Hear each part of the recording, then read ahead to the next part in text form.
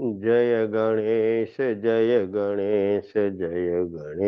पाहि मां। जय गणेश रक्ष माम्। जय गणेश पाहि मां। जय गणेश रक्ष माम्। जय गणेश पाहि माम्। जय गणेश रक्ष माम्। श्रीमन्नारायण नारायण नारायण। श्रीमन्नारायण नारायण नारायण। श्रीमन्नारायण नारायण नारायण। श्रीमन्नारायण नारायण नारायण। श्रीमन् नारायण नारायण नारायण। श्रीमन्नारायण नारायण नारायण। श्रीमन् नारायण नारायण नारायण। श्रीमन्नारायण नारायण नारायण। श्री कृष्ण गोविंद हरे मुरारे। हे नाथ नारायण वासुदेव। श्री कृष्ण गोविंद हरे मुरारे। हे नाथ नारायण वासुदेव। हे नाथ नारायण वासुदेव। हे नाथ नारायण वासुदेव। नारायणं नमस्कृत्य नरं चैव नरोत्तमं देवीं सरस्वतीं व्यासं ततो जयमुदीरयेत्। वागर्थायव सम्पृक्तो वागर्थो प्रतिपत्तये जगतः पितरो वन्दे पार्वती परमेश्वरो। भवानी शंकरो वन्दे श्रद्धा विश्वासरूपिणो। याभ्यां विना न पश्यन्ते सिद्धाः स्वन्तस्थमीश्वरम्। राम रामेति रामेति रमे रामे मनोरमे सहस्रनाम तत्तुल्यं श्रीराम नाम वरानने।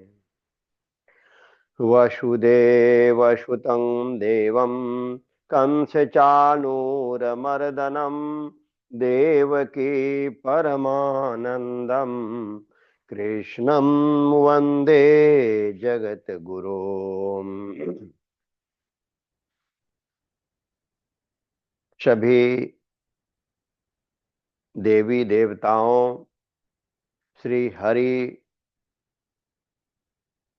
देवाधिदेव महादेव,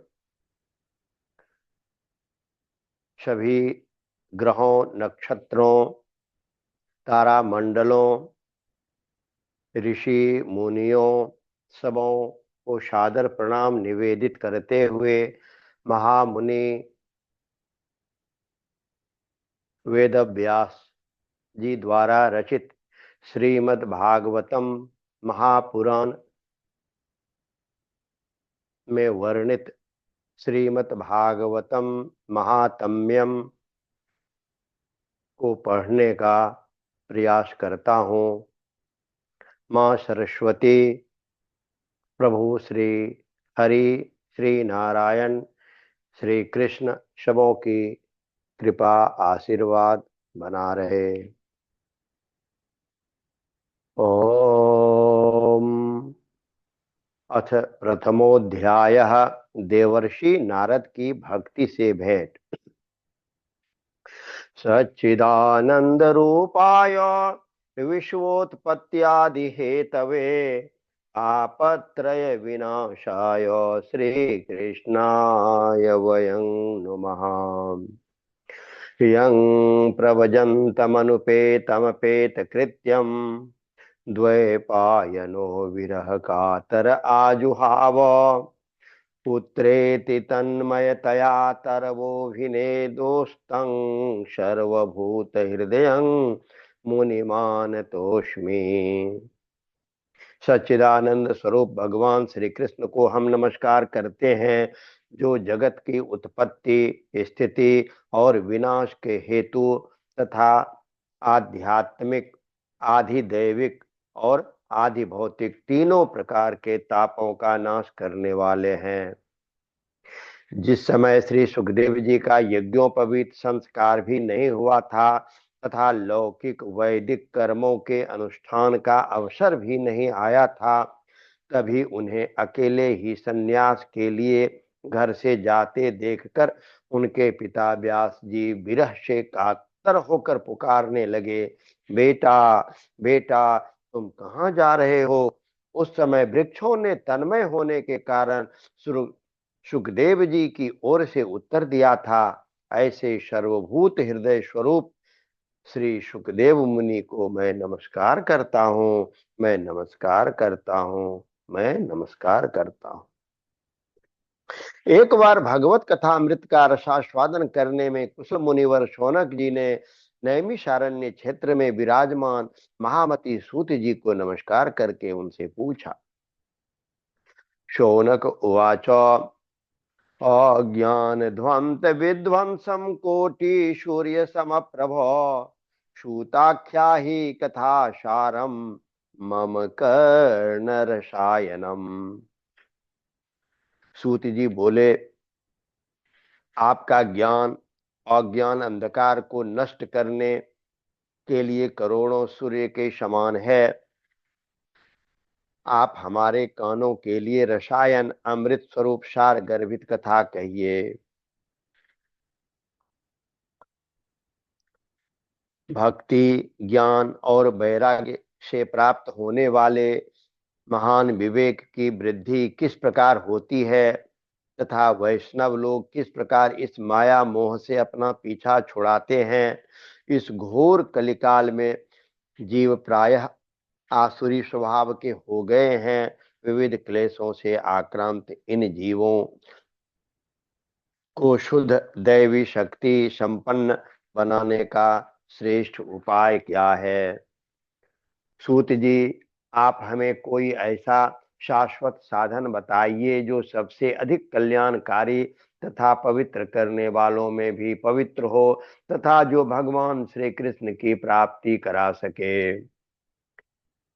चिंतामणि केवल लौकिक सुख दे सकती है, कल्प वृक्ष अधिक से अधिक स्वर्गीय संपत्ति दे सकता है, परंतु गुरुदेव प्रसन्न होकर भगवान का योगी दुर्लभ नित्य वैकुंठ धाम दे देते हैं। सूतुवाच प्रीति शौनिक चित्ते ते यतो वाच्मि विचार्य च सर्व सिद्धांत निष्पन्नं संसार भयनाशनम। सूत जी ने कहा, हे शौनक जी, तुम्हारे हृदय में भगवान का प्रेम है, इसलिए मैं विचार करके तुम्हें संपूर्ण सिद्धांतों का निष्कर्ष सुनाता हूँ, जो जन्म मृत्यु के भय का नाश कर देता है, जो भक्ति के प्रवाह को बढ़ाता है और भगवान श्री कृष्ण की प्रसन्नता का प्रधान कारण है। मैं तुम्हें वह साधन बताता हूँ, उसे सावधान होकर सुनो। काल व्याल मुखाग्रासन्नासन निर्न सहेतवे श्रीमद्भागवतम शास्त्रम कलो कीरेन भाषितम।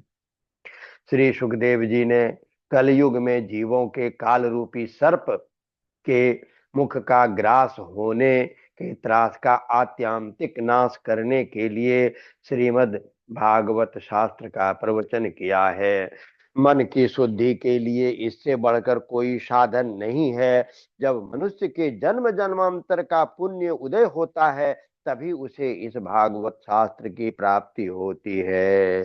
श्रीमन नारायण नारायण नारायण, श्रीमन नारायण नारायण नारायण, श्रीमन नारायण नारायण नारायण। मन की शुद्धि के लिए इससे बढ़कर कोई साधन नहीं है। जब मनुष्य के जन्म जन्मांतर का पुण्य उदय होता है, तभी उसे इस भागवत शास्त्र की प्राप्ति होती है।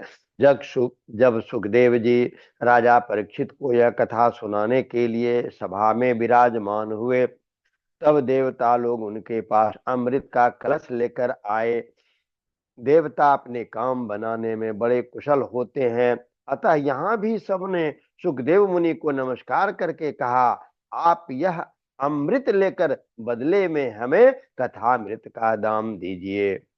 इस प्रकार परस्पर विनिमय अदला बदली हो जाने पर राजा परीक्षित अमृत का पान करे और हम सभी भागवत स्वरूप अमृत का पान करेंगे। इस संसार में कहाँ कांच और कहाँ महामूल्य मणि और कहाँ सुधा और कहाँ कथा। श्री सुखदेव जी ने यह सोचकर उस समय देवताओं की हंसी उड़ा दी। उन्हें भक्ति शून्य जानकर कथामृत का दान नहीं किया। इस प्रकार यह श्रीमद् भागवत की कथा देवताओं को भी दुर्लभ है। पूर्व काल में श्रीमद् भागवत के श्रवण से ही राजा परीक्षित की मुक्ति देखकर ब्रह्मा जी को भी बड़ा आश्चर्य हुआ था। उन्होंने सत्यलोक में तराजू बांधकर सब साधनों को तौला। अन्य सभी साधन तौल में हल्के पड़ गए और अपने महत्व के कारण श्रीमद् भागवत ही सबसे भारी रहा। यह देखकर सभी ऋषियों को बड़ा विस्मय हुआ। उन्होंने कलयुग में इस भगवत रूप भागवत शास्त्र को ही पढ़ने सुनने से तत्काल मोक्ष देने वाला निश्चय किया। सप्ताह विधि से श्रवण करने पर यह निश्चय भक्ति प्रदान करता है। पूर्व काल में इसे दया परायण सनकादि ने देवर्षि नारद को सुनाया था। यद्यपि देवर्षि ने पहले ब्रह्मा जी के मुख से इसे श्रवण कर लिया था, तथापि सप्ताह श्रवण की विधि तो उन्हें सनकादि ने ही बताई थी।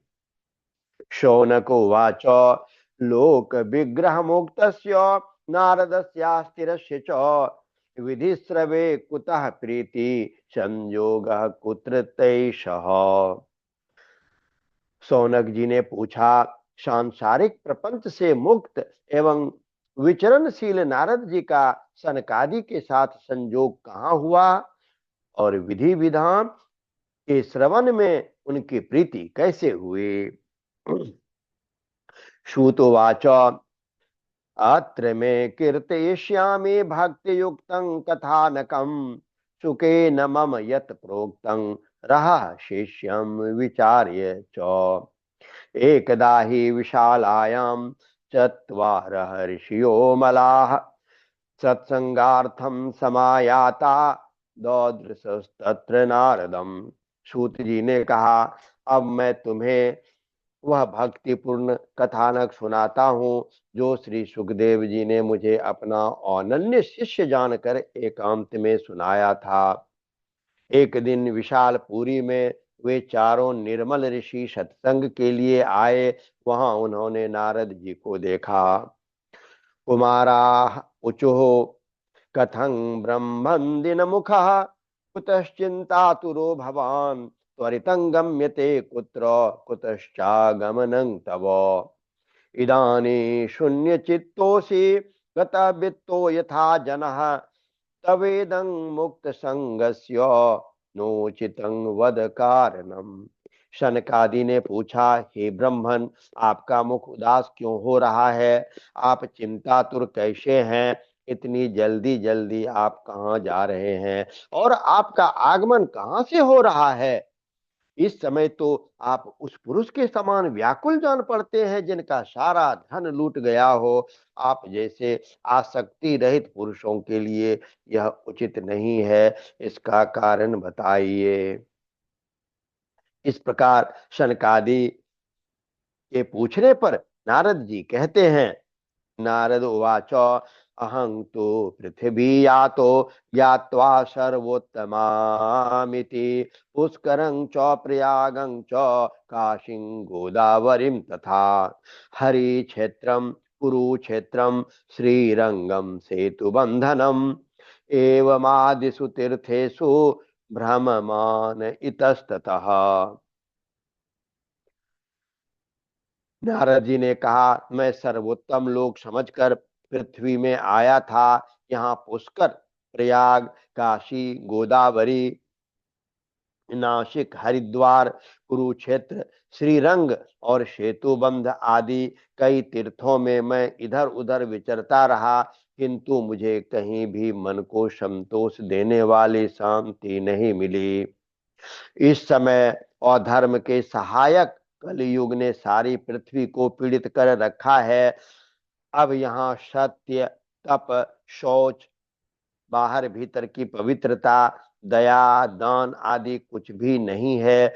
बेचारे जीव केवल अपना पेट पालने में लगे हुए हैं। वे असत्यभाषी, आलसी, मंद बुद्धि, भाग्यहीन, उपद्रवग्रस्त हो गए हैं। जो साधु संत कहे जाते हैं वे पूरे पाखंडी हो गए हैं। देखने में तो वे विरक्त हैं, किंतु स्त्री, धन आदि सभी का परग्रह करते हैं। घरों में स्त्रियों का राज्य है।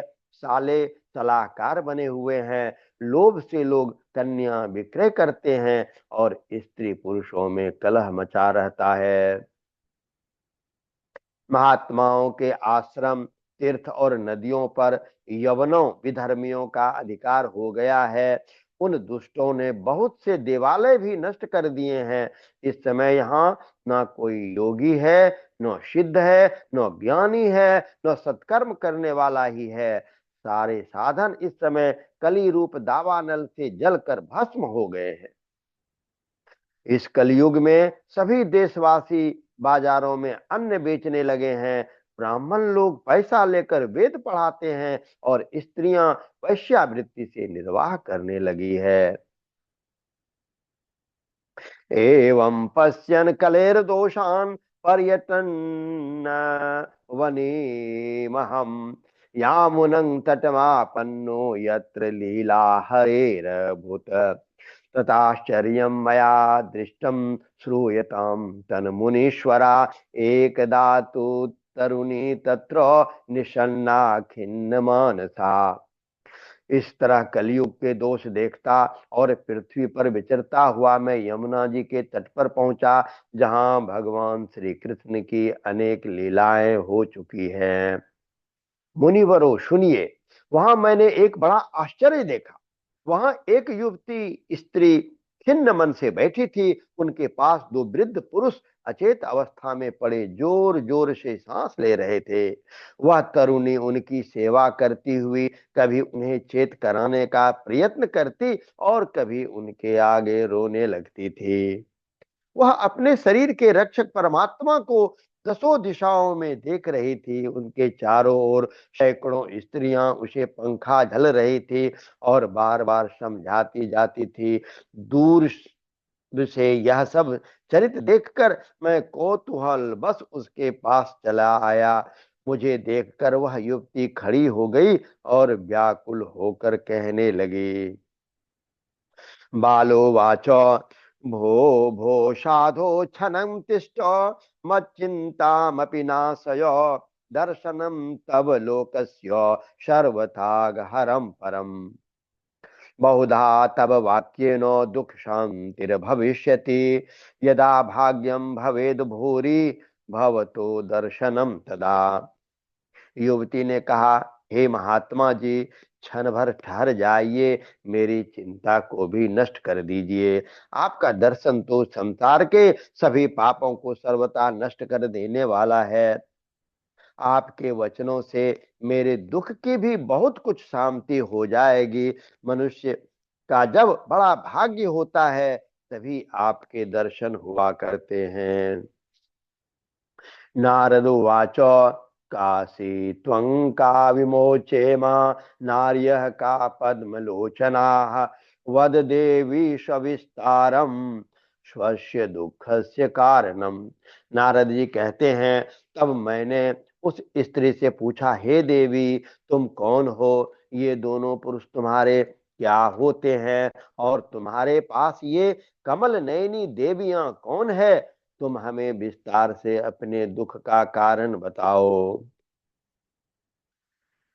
बालो वाचो अहम भक्तिरिति ख्याता इमो मे तनयो मतो ज्ञान वैराग्य नामानो काल योगेन जर्जरो गंगाद्या सरितश्चेम मत्सेवार्थम समागता तथापि नो च मे श्रेयः सेविताया शुरैरपि।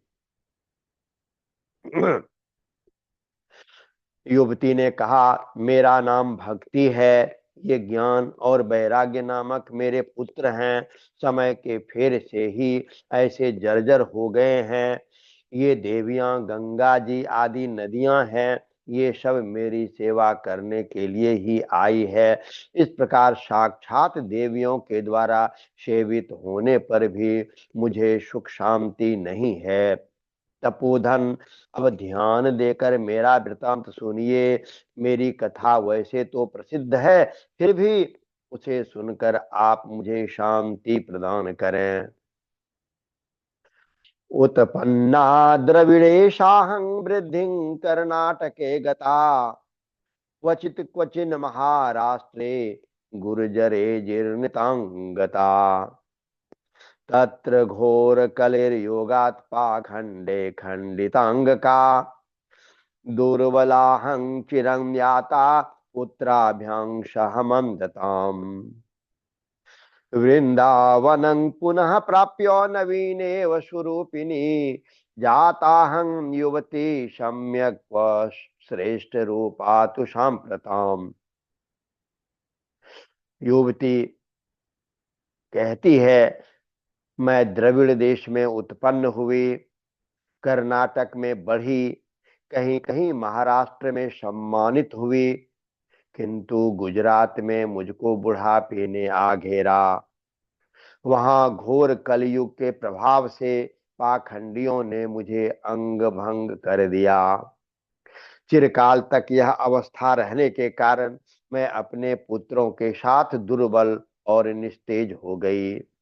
अब जब मैं वृंदावन आई, सबसे पुनः परम सुंदरी सुरूपवती नवयुवती हो गई हूँ, किंतु सामने पड़े हुए ये दोनों मेरे पुत्र थके मांदे दुखी हो रहे हैं, और अब मैं यह स्थान छोड़कर अन्यत्र जाना नहीं चाहती। अब मैं यह स्थान छोड़कर अन्यत्र जाना चाहती हूँ।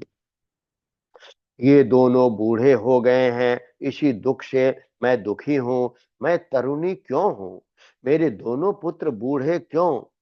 हम तीनों साथ साथ रहने वाले हैं, फिर यह विपरीतता क्यों? होना तो यह चाहिए था कि माता बूढ़ी हो और पुत्र तरुण। इसी से मैं आश्चर्यचकित चित्त से अपनी इस अवस्था पर शोक करती रहती हूँ। आप परम बुद्धिमान एवं योग निधि हैं, इसका क्या कारण है? आप बताइए। नारदुवाच ज्ञानेनात्मनि पश्यामि सर्वमेतत्त्वानघे नो विषादस्त्वया कार्यो हरिशं ते करिष्यति। नारद जी ने कहा, हे साध्वी, मैं अपने हृदय में ज्ञान दृष्टि से तुम्हारे संपूर्ण दुख का कारण देखता हूँ। तुम्हें विषाद नहीं करनी चाहिए, श्री हरि तुम्हारा कल्याण करेंगे। सूत जी कहते हैं, मुनिवर नारद जी ने एक क्षणों में ही उनका कारण जान करके कहा। नारदो वाचो शृणुष्वा वहिता बाले युगोऽयं दारुणः कलिः तेन लुप्तः सदाचारो योग मार्गस्तपंसि च। नारद जी ने कहा, हे देवी, सावधान होकर सुनो, यह दारुण कलयुग है। इसी से इस समय सदाचार, योग मार्ग और तप आदि सभी लुप्त हो गए हैं। लोग शठता और दुष्कर्म में लगकर अघासुर बन रहे हैं। संसार में जहां देखो वहीं सत्पुरुष दुख में से म्लान हैं और दुष्ट सुखी हो रहे हैं। इस समय जिस बुद्धिमान पुरुष का धैर्य बना रहे वही बड़ा ज्ञानी या पंडित है। पृथ्वी क्रमशः प्रतिवर्ष शेष जी के लिए भार रूप होती जा रही है। अब यह छूने योग्य तो क्या, देखने योग्य भी नहीं रह गई है, और न इसमें कहीं मंगल ही दिखाई देता है। अब किसी को पुत्रों के साथ तुम्हारा दर्शन भी नहीं होगा। विषयानुराग के कारण अंधे बने हुए जीवों से उपेक्षित होकर तुम जर्जर हो रही है। वृंदावन से संयोगात पुनस्त्वं तरुणी नवा, धन्यम वृंदावनं तेनो भक्तिर्नृत्यति यत्र च। वृंदावन के संयोग से तुम फिर नवीन तरुणी हो गई हो, अतः यह वृंदावन धाम धन्य है, जहां भक्ति सर्वत्र नृत्य कर रही है। परंतु तुम्हारे इन दोनों पुत्रों का यहाँ कोई ग्राहक नहीं है, इसलिए इनका बुढ़ापा नहीं छूट रहा है।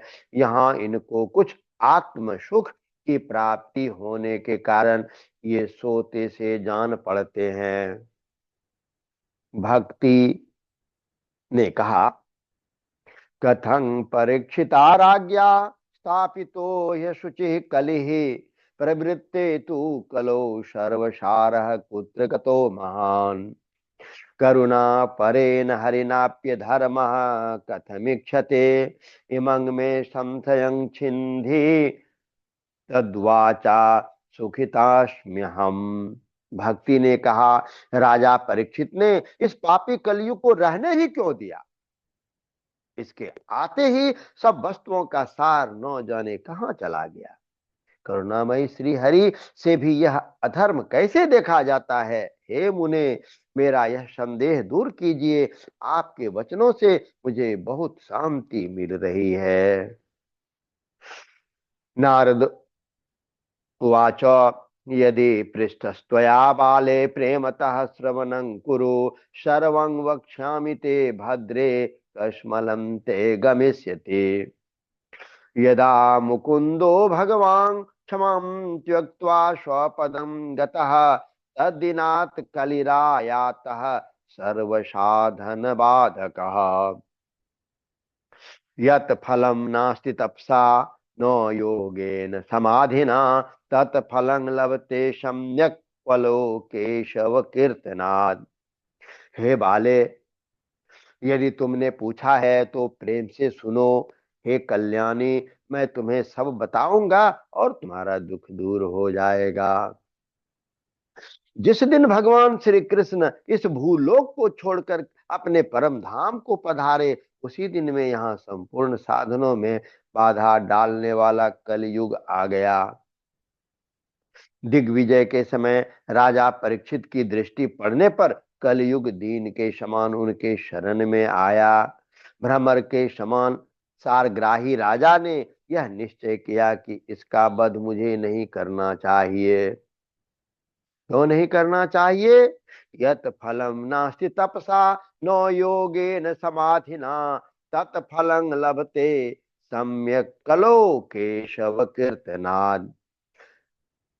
राजा परीक्षित ने कली का वध इसलिए नहीं किया क्योंकि वो जानते थे कि जो फल तपस्या, योग एवं समाधि से भी नहीं मिलता, कलयुग में वही फल श्री हरि कीर्तन से ही भली भांति मिल जाता है।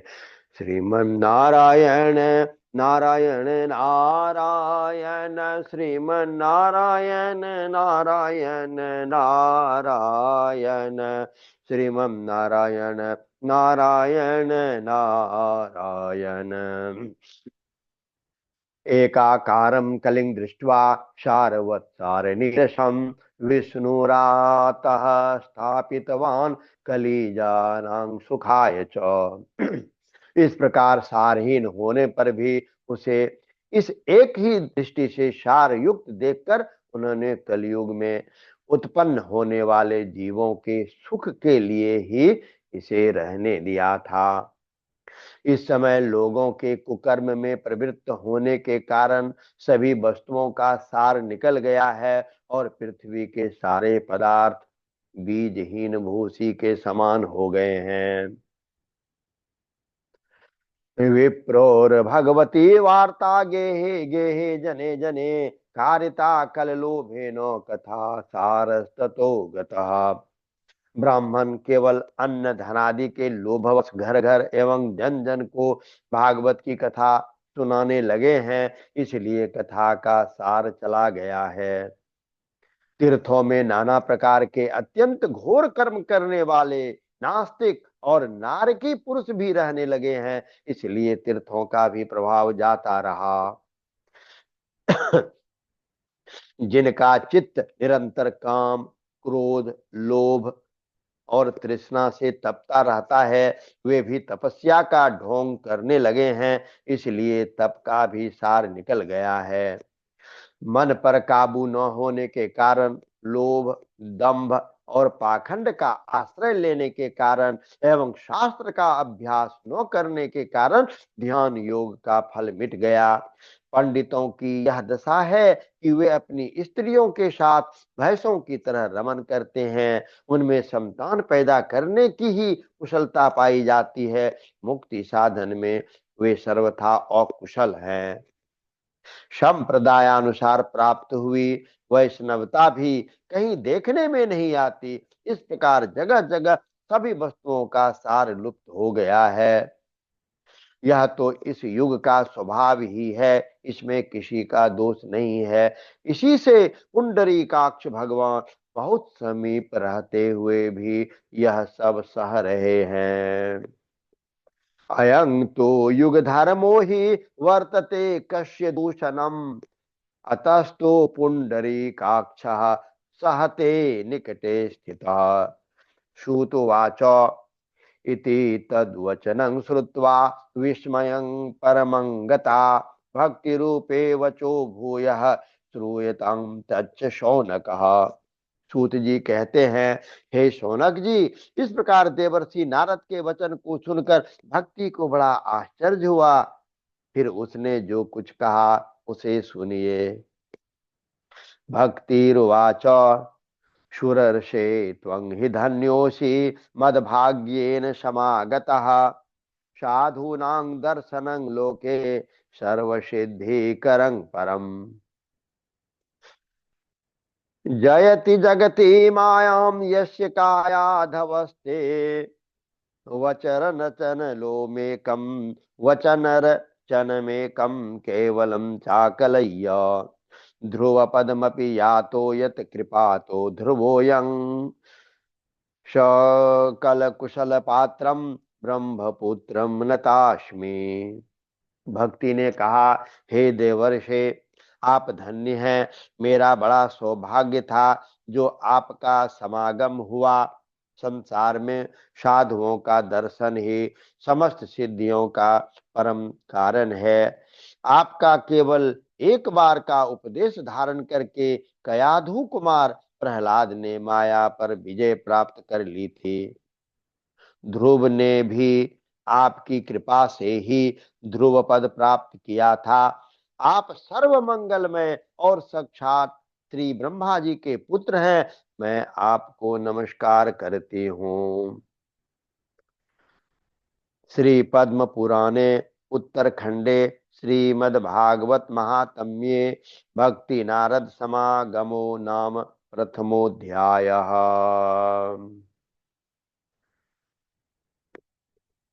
हरि ओम तत्सत। हरि ओम तत्सत। हरि ओम तत्सत।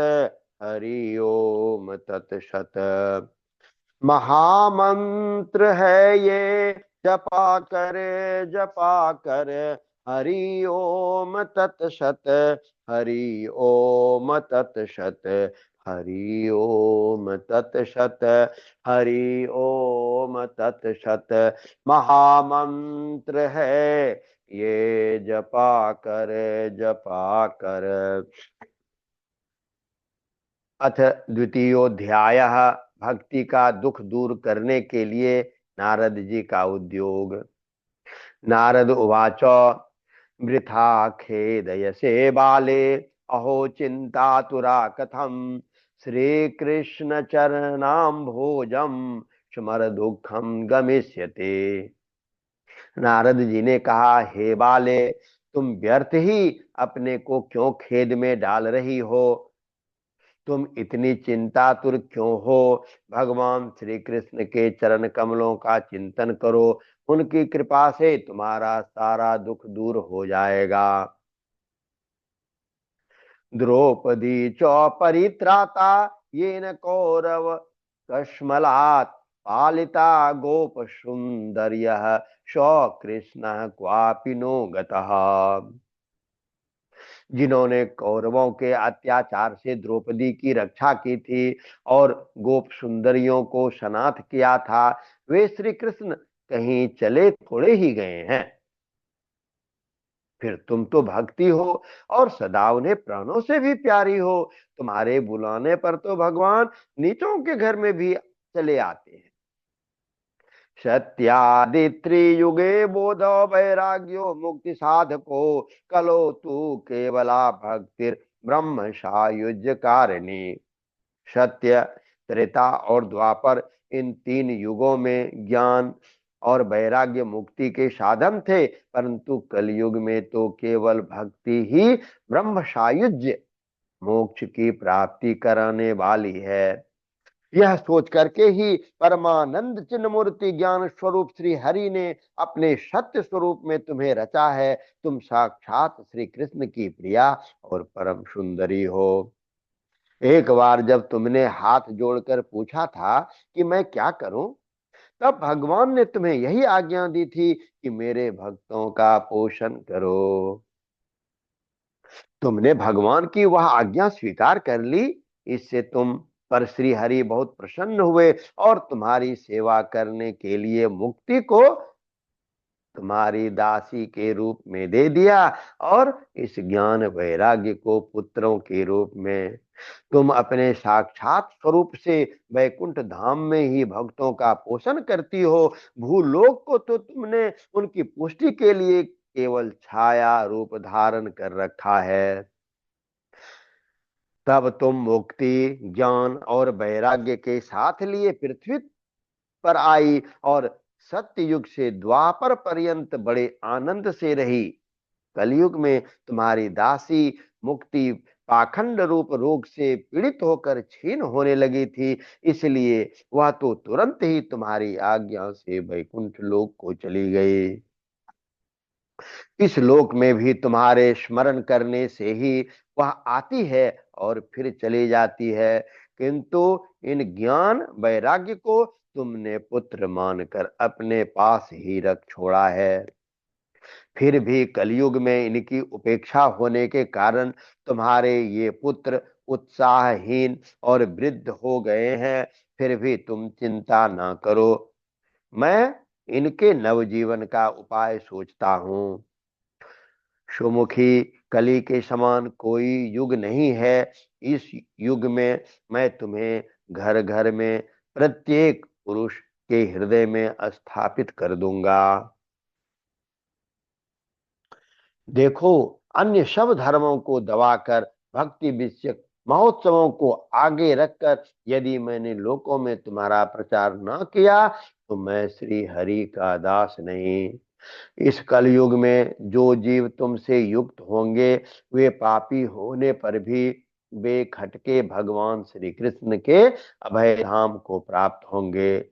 जिनके हृदय में निरंतर प्रेम रूपिणी भक्ति निवास करती है, वह शुद्ध अंतःकरण पुरुष स्वप्न में भी यमराज को नहीं देखते। जिनके हृदय में भक्ति महारानी का निवास है, उन्हें प्रेत, पिशाच, राक्षस या दैत्य आदि स्पर्श करने में भी समर्थ नहीं हो सकते। भगवान तप, वेदाध्ययन, ज्ञान और कर्म आदि किसी भी साधन से वश में नहीं किए जा सकते। वे केवल भक्ति से ही वशीभूत होते हैं। इसमें श्री गोपी जन प्रमाण है। मनुष्यों का सहस्त्रों जन्म के पुण्य प्रताप से भक्ति में अनुराग होता है। कलयुग में केवल भक्ति ही सार है। भक्ति से तो साक्षात श्री कृष्ण चंद्र सामने उपस्थित हो जाते हैं। जो लोग भक्ति से द्रोह करते हैं वे तीनों लोकों में दुख ही दुख पाते हैं। पूर्व काल में भक्त का तिरस्कार करने वाले दुर्वासा ऋषि को बहुत बड़ा कष्ट उठाना पड़ा था। बस बस व्रत, तीर्थ, योग, यज्ञ, ज्ञान चर्चा आदि बहुत से साधनों की कोई आवश्यकता नहीं है। एकमात्र भक्ति ही मुक्ति देने वाली है। श्री कृष्ण गोविंद हरे मुरारे, हे नाथ नारायण वासुदेव। श्री कृष्ण गोविंद हरे मुरारे। अतः जब भी समय मिले अपने अधर पर, अपने हृदय में श्री कृष्ण गोविंद हरे मुरारे, हे नाथ नारायण वासुदेव, हे नाथ नारायण वासुदेव, हे नाथ नारायण वासुदेव। श्री हरि का ध्यान में अपने मन मस्तिष्क में श्री हरि को ध्यान कर उनके नामों का जाप स्मरण होते रहना चाहिए।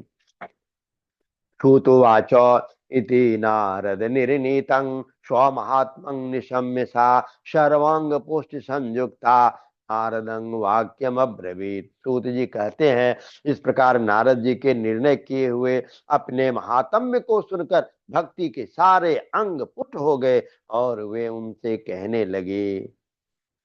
भक्तिर्वाच अहो नारद धन्योऽसि प्रीतस्ते मयि निश्चला, नो कदाचिद् विमुञ्चामि चित्ते स्थास्यामि सर्वदा। कृपालु न त्वया साधो मद्वाधाध्वंसिताक्षणात्, पुत्र ह्योश्चेतना नास्ति ततो बोधय बोधय। हे नारद, ये आप धन्य हैं। आपकी मुझ में निश्चल प्रीति है। मैं सदा आपके हृदय में रहूंगी, कभी आपको छोड़कर नहीं जाऊंगी। साधो, आप बड़े कृपालु हैं। आपने क्षण भर में ही मेरा सारा दुख दूर कर दिया, परंतु अभी मेरे पुत्रों में चेतना नहीं आई है।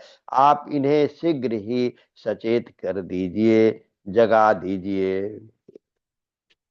श्रुतुवाच तस्या वचः समाकर्ण्यो कारुण्यं नारदो गतः, तयोर्बोधनमारेभे कराग्रेण विमर्दयन्। सूत जी कहते हैं, भक्ति के ये वचन सुनकर नारद जी को बड़ी करुणा आई और वे उन्हें हाथ से हिला डुलाकर जगाने लगे। मुखम संयोज्य कर्णांते शब्दमुच्चै समुच्चरन्, ज्ञान प्रबोध्यतां शीघ्रं रे वैराग्य प्रबोध्यताम। फिर उनके कान के पास मुंह लगाकर जोर से कहा, ओ ज्ञान, जल्दी जग पड़ो। ओ वैराग्य, जल्दी जग पड़ो। फिर उन्होंने वेदध्वनि, वेदांत घोष और बार बार गीता पाठ करके भी उन्हें जगाया। इससे वे जैसे तैसे बहुत जोर लगाकर उठे, किंतु आलस्य के कारण वे दोनों जम्हाई लेते रहे। नेत्र उघाड़ कर देख भी नहीं सके। उनके बाल बगुलों की तरह सफेद हो गए थे। उनके अंग प्रायः सूखे काठ के समान निस्तेज और कठोर हो गए थे। इस प्रकार भूख प्यास के मारे अत्यंत दुर्बल होने के कारण उन्हें फिर सोते देखकर नारद जी को बड़ी चिंता हुई और वे सोचने लगे, अब मुझे क्या करना चाहिए। क्षुत्क्षामो तो निरक्षेवो पुनः स्व पर परायणो ऋषिश्चिंता परो जातः किंग विधेयं मयेति च।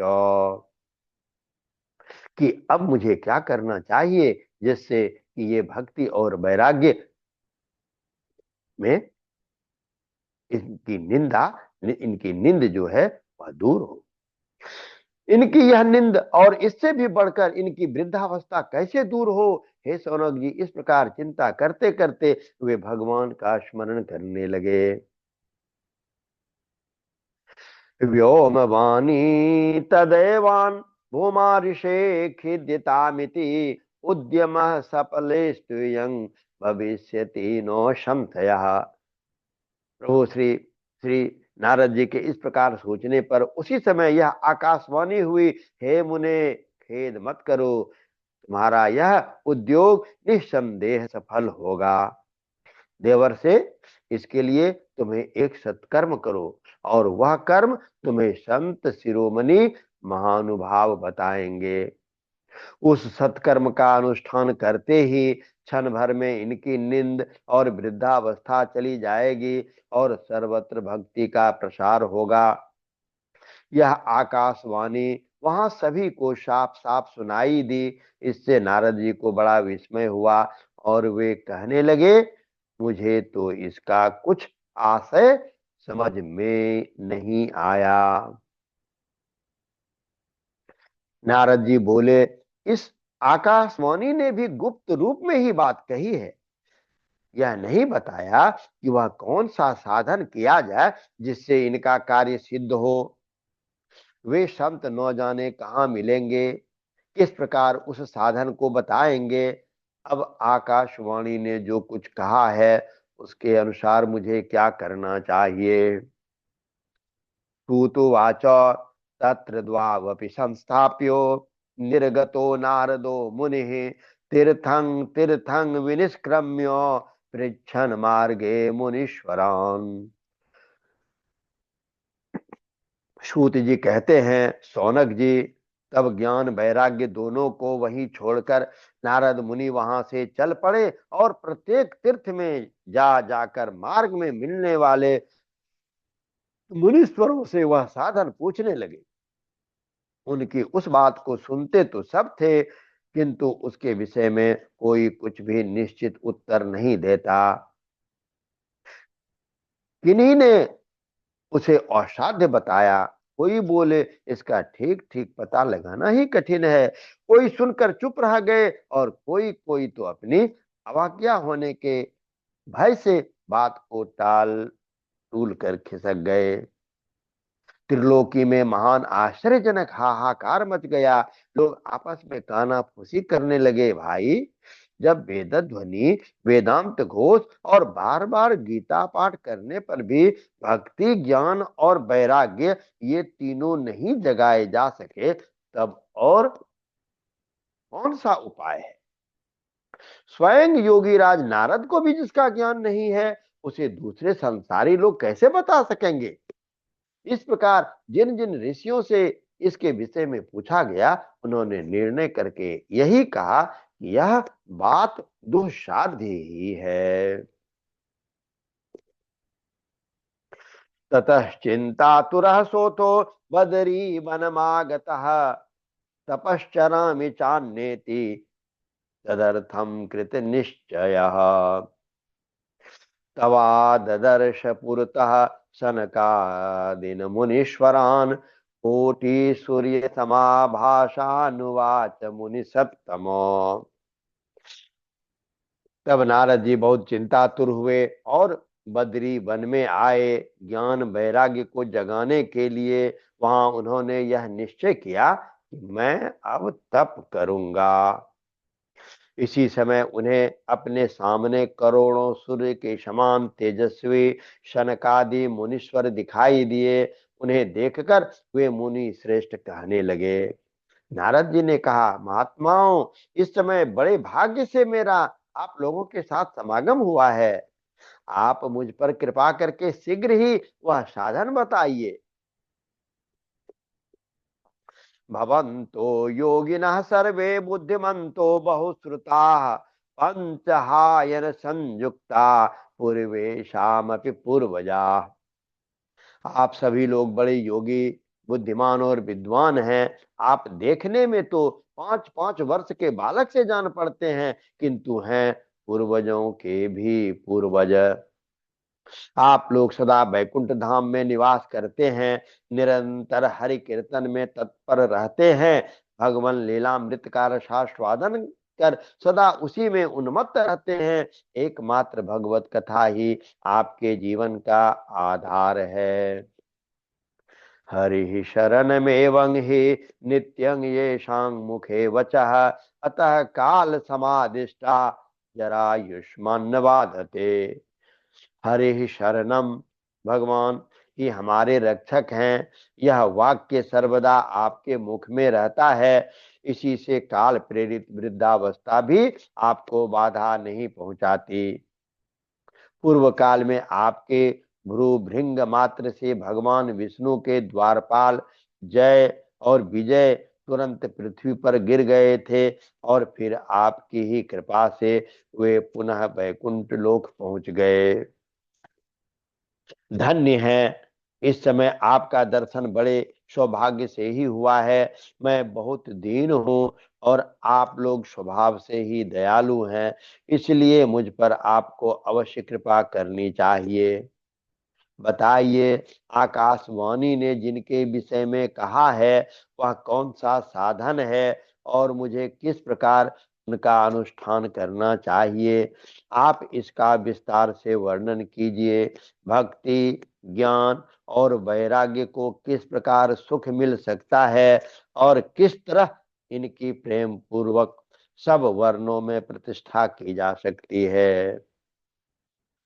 कुमारा ऊचुः मां चिंतां कुरु देवर्षे हर्ष चित्ते समावह उपाय सुख साध्योत्र वर्तते पूर्व एव ही। शनकादि मुनि ने कहा, हे देवर्षे, आप चिंता ना करें, मन में प्रसन्न हो। इनके उद्धार का एक सरल उपाय पहले से ही विद्यमान है। नारद जी, आप धन्य हैं। आप विरक्तों के शिरोमणि हैं, श्री कृष्ण दासों के शाश्वत पथ प्रदर्शक और भक्ति योग के भास्कर हैं। आप भक्ति के लिए जो उद्योग कर रहे हैं, यह आपके लिए कोई आश्चर्य की बात नहीं समझनी चाहिए। भगवान के भक्त के लिए तो भक्ति की सम्यक स्थापना करना सदा उचित ही है। ऋषियों ने संसार में अनेक मार्ग प्रकट किए हैं, किंतु सभी कष्ट साध्य हैं और परिणाम में प्रायः स्वर्ग की ही प्राप्ति कराने वाले हैं। अभी तक भगवान की प्राप्ति कराने वाला मार्ग तो गुप्त ही रहा है। उसका उपदेश करने वाला पुरुष प्रायः भाग्य से ही मिलता है। आपको आकाशवाणी ने जिस सत्कर्म का संकेत किया है, उसे हम बतलाते हैं। आप प्रसन्न और समाहित चित्त होकर सुनिए। द्रव्य यज्ञास्तपो यज्ञा योग यज्ञास्तथा परे स्वाध्याया ज्ञान यज्ञाश्च ते तो कर्म विसूचकाः। हे नारद जी, द्रव्य यज्ञ, तपो यज्ञ, योग यज्ञ और स्वाध्याय रूप ज्ञान यज्ञ, ये सब तो स्वर्ग आदि की प्राप्ति कराने वाले कर्म की ही ओर संकेत करते हैं। पंडितों ने ज्ञान यज्ञ को ही सत्कर्म का सूचक माना है। वह श्रीमद् भागवत का परायण है, जिसका गान सुकादि महानुभावों ने किया है। उसके शब्द सुनने से ही भक्ति, ज्ञान और वैराग्य को बड़ा बल मिलेगा। इससे ज्ञान वैराग्य का कष्ट मिट जाएगा और भक्ति को आनंद मिलेगा। सिंह की गर्जना सुनकर जैसे भेड़िए भाग जाते हैं, उसी प्रकार श्रीमद् भागवत की ध्वनि से कलयुग के सारे दोष नष्ट हो जाएंगे। तब प्रेम रस प्रभावित करने वाली भक्ति, ज्ञान और वैराग्य को साथ लेकर प्रत्येक घर और व्यक्ति के हृदय में क्रीड़ा करेगी। नारद उवाच वेद वेदांत घोषोश्च गीता पाठे प्रबोधितम भक्ति ज्ञान विरागानां नोदतिष्ठ त्रिकं यदा। नारद जी ने कहा, मैंने वेद वेदांत की ध्वनि और गीता पाठ करके उन्हें बहुत जगाया, फिर भी भक्ति ज्ञान और वैराग्य ये तीनों नहीं जगे। ऐसी स्थिति में श्रीमद् भागवत सुनाने से वे कैसे जगेंगे, क्योंकि उस कथा के प्रत्येक श्लोक और प्रत्येक पाद में भी वेदों का ही तो सारांश है। आप लोग शरणागत वत्सल हैं तथा आपका दर्शन कभी व्यर्थ नहीं होता, इसलिए मेरा यह संदेह दूर कर दीजिए, इस कार्य में विलंब न कीजिए। कुमारा ऊचुः वेदोपनिषदां सारा जाता भागवती तथा अत्युत्तमा ततो भाते पृथक भूता फलाकृते।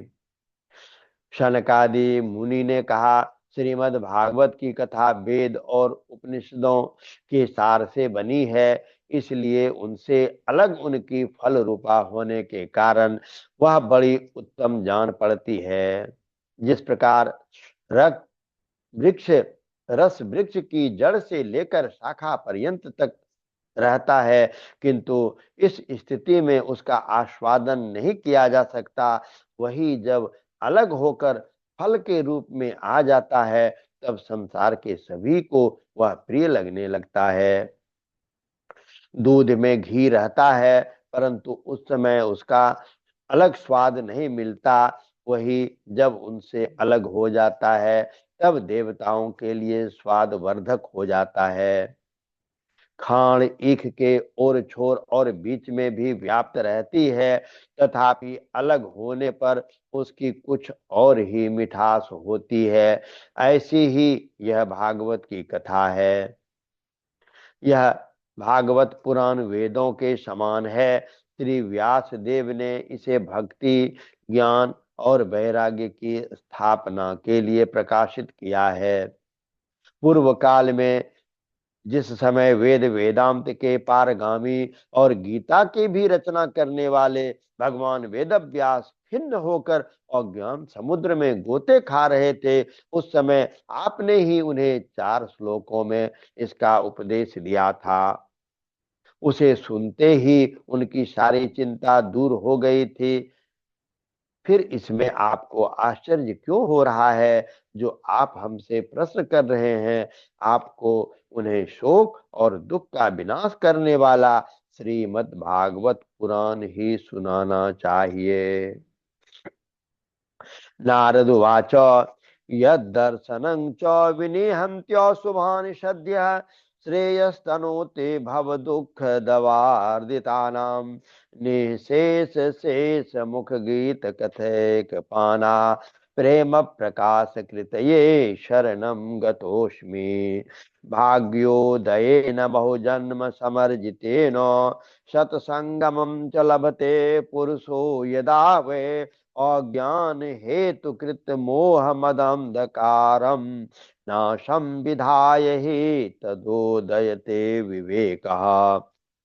नारद जी ने कहा, हे महानुभावो, आपका दर्शन जीवों के संपूर्ण पापों को तत्काल नष्ट कर देता है और जो संसार दुख रूप दावानल से तपे हुए हैं उन पर शीघ्र ही शांति की वर्षा करता है। आप निरंतर शेष जी के सहस्त्र मुखों से गाए हुए भगवत कथामृत का ही पान करते रहते हैं। मैं प्रेम लक्षणा भक्ति का प्रकाश करने के उद्देश्य से आपकी शरण लेता हूँ। जब अनेक जन्मों के संचित पुण्य पुंज का उदय होने से मनुष्य को सत्संग मिलता है, तब वह उसके अज्ञान जनित मोह और मद रूप अंधकार का नाश करके विवेक उदय होता है। श्री पद्म पुराणे उत्तरखंडे श्रीमद् भागवत महात्म्यो कुमार नारद संवादो नाम द्वितीयोऽध्यायः।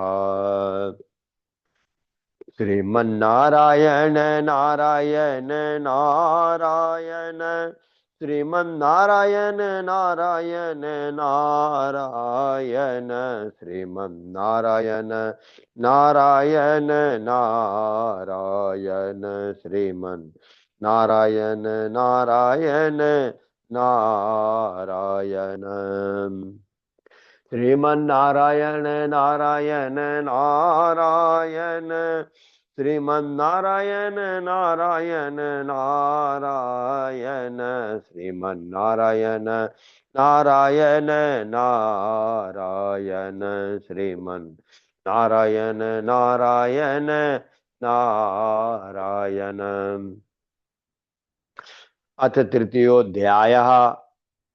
भक्ति के कष्ट की निवृत्ति।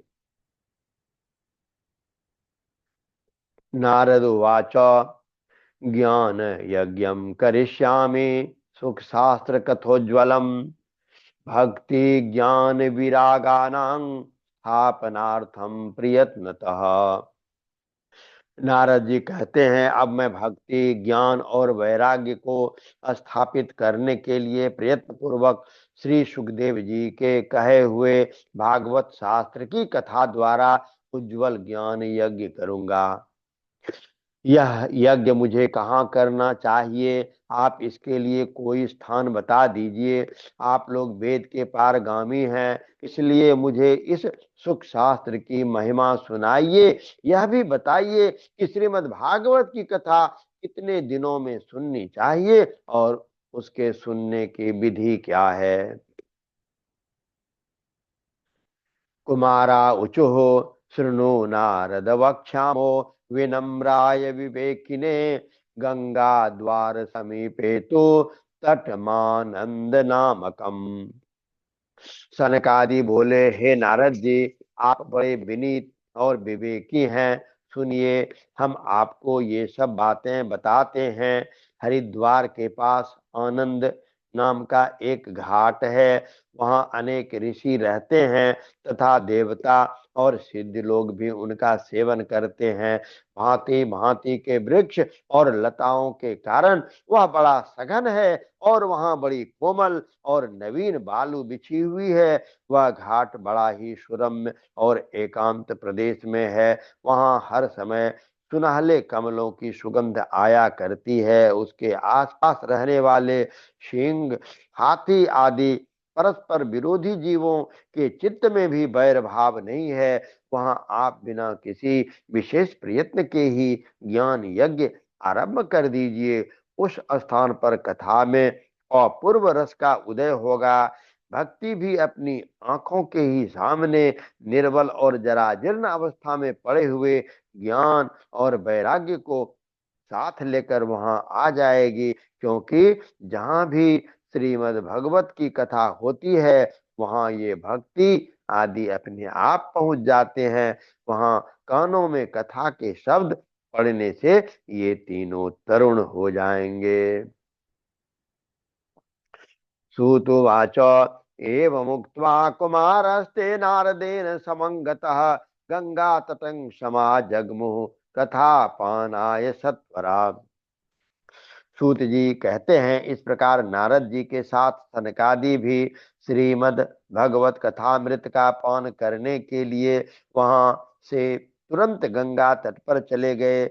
जिस समय वे तट पर पहुंचे, भूलोक, देवलोक और ब्रह्मलोक सभी जगह इस कथा का हल्ला हो गया। जो जो भगवत कथा के रसिक विष्णु भक्त थे, वे सभी श्रीमद् भागवतामृत का पान करने के लिए सबसे आगे दौड़ दौड़ कर आने लगे। भृगु, वशिष्ठ, च्यवन, गौतम, मेधातिथि, देवल, देवरात, परशुराम, विश्वामित्र, शाकल, मार्कंडेय, दत्तात्रेय, पिप्पलाद, योगेश्वर, व्यास और पराशर, छाया, सुख, जाजली और जहनु आदि सभी प्रधान प्रधान मुनिगण अपने अपने पुत्र, शिष्य और स्त्रियों सहित बड़े प्रेम से वहां आए। इनके सिवा वेद वेदांत मंत्र तंत्र 17 पुराणों और 6 शास्त्र भी मूर्तिमान होकर वहां उपस्थित हुए। गंगा आदि नदियां, पुष्कर आदि सरोवर, कुरुक्षेत्र आदि समस्त क्षेत्र, सभी दिशाएं, दंडक आदि वन, हिमालय आदि पर्वत तथा देव गंधर्व और दानव सभी कथा सुनने चले आए। जो लोग अपने गौरव के कारण नहीं आए, महर्षि भृगु उन्हें समझा बुझा कर ले आए। तब कथा सुनाने के लिए दीक्षित होकर श्री कृष्ण परायण सनकादि नारद जी के दिए हुए श्रेष्ठ आसन पर विराजमान हुए। उस समय सभी श्रोताओं ने उनकी वंदना की। श्रोताओं में वैष्णव, विरक्त, सन्यासी और ब्रह्मचारी लोग आगे बैठे और उन सबके आगे नारद जी विराजमान हुए। एक और ऋषिगण, एक और देवता, एक और वेद और उपनिषद आदि तथा एक और तीर्थ बैठे और दूसरी ओर स्त्रियां बैठी। उस समय सब और जय जयकार, नमस्कार और शंखों का शब्द होने लगा और अबीर, गुलाल, हील और पुरुषों की खूब वर्षा होने लगी। कोई कोई देव श्रेष्ठ तो विमानों पर चढ़कर वहां बैठे हुए सब लोगों पर कल्प वृक्ष के पुष्पों की वर्षा करने लगे। सूत जी कहते हैं, इस प्रकार पूजा समाप्त होने पर जब सब लोग एकाग्र चित्त हो गए, तब सनकादि ऋषि महात्मा नारद को श्रीमद् भागवत का महात्म्य स्पष्ट करके सुनाने लगे। कुमाराः ऊचुः, अथ ते वर्ण्यते अस्माभिर्महिमा सुखशास्त्रजः, यस्य श्रवणमात्रेण मुक्तिः करतले स्थिता। सदा सेव्या श्रीमद्भागवती कथा, यस्याः श्रवणमात्रेण हरेश्चित्तं समाश्रयेत्। ग्रन्थोऽष्टादशसाहस्रो 12 स्कंद संमितः, परेच्छे शुक संवादः, शृणु भागवतं च तत्। शनकादि ने कहा, अब हम आपको इस भागवत शास्त्र की महिमा सुनाते हैं। इसके श्रवण मात्र से मुक्ति हाथ लग जाती है। श्रीमद् भागवत की कथा का सदा सर्वदा सेवन आस्वादन करनी चाहिए। इसके श्रवण मात्र से श्री हरि हृदय में आ विराजते हैं। इस ग्रंथ में 18,000 श्लोक और 12 स्कंद हैं तथा श्री सुखदेव जी और राजा परीक्षित का संवाद है। आप यह भागवत शास्त्र ध्यान देकर सुनिए। यह जीव अभी तक अज्ञानवश इस संसार चक्र में भटकता है। जब तक क्षण भर के लिए भी कानों में इस सुख शास्त्र की कथा नहीं पड़ती। बहुत से शास्त्र और पुराणों के सुनने से क्या लाभ है? इससे तो व्यर्थ का भ्रम ही बढ़ता है। मुक्ति देने के लिए तो एकमात्र भागवत शास्त्र ही गरज रहा है। किं श्रुतैर्बहुभिः शास्त्रे पुराणैश्च भ्रमावहे, एकं भागवतं शास्त्रं मुक्तिदानेन गर्जते। बहुत से शास्त्र और पुराण पढ़ने से सुनने से क्या लाभ है? इससे तो व्यर्थ का ही भ्रम बढ़ता है। मुक्ति देने के लिए तो एकमात्र भागवत शास्त्र ही गरज रहा है। जिस घर में नित्य प्रति श्रीमद् भागवत की कथा होती है, वह तीर्थ रूप हो जाता है और जो लोग उसमें रहते हैं उसके सारे पाप नष्ट हो जाते हैं। हजारों अश्वमेघ और सैकड़ों वाजपेय यज्ञ इस सुख शास्त्र की कथा का 16वां अंश भी नहीं हो सकते। हे तपोधनो, जब तक लोग अच्छी तरह श्रीमद् भागवत का श्रवण नहीं करते, तभी तक उनके शरीर में पाप निवास करते हैं। फल की दृष्टि से यह सुख शास्त्र कथा की समता गंगा, गया, काशी, पुष्कर या प्रयाग कोई भी तीर्थ नहीं कर सकता।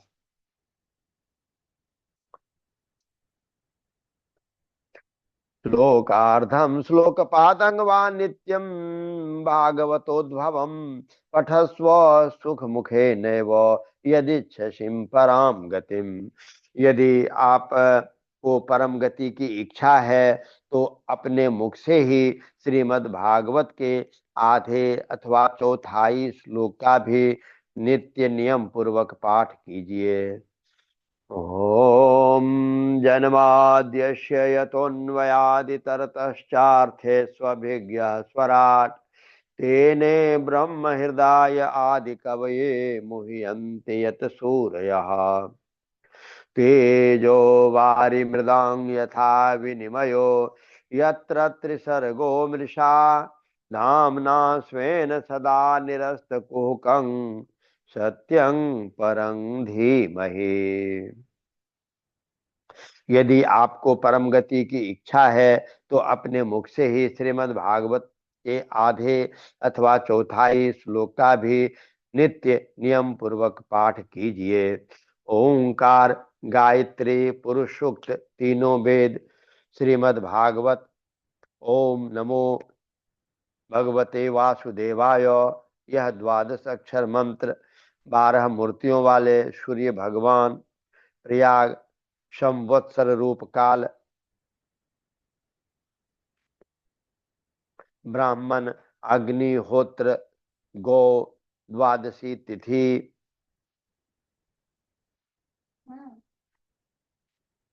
तुलसी, वसंत ऋतु और भगवान पुरुषोत्तम, इन सब में बुद्धिमान लोग वस्तुतः कोई अंतर नहीं मानते।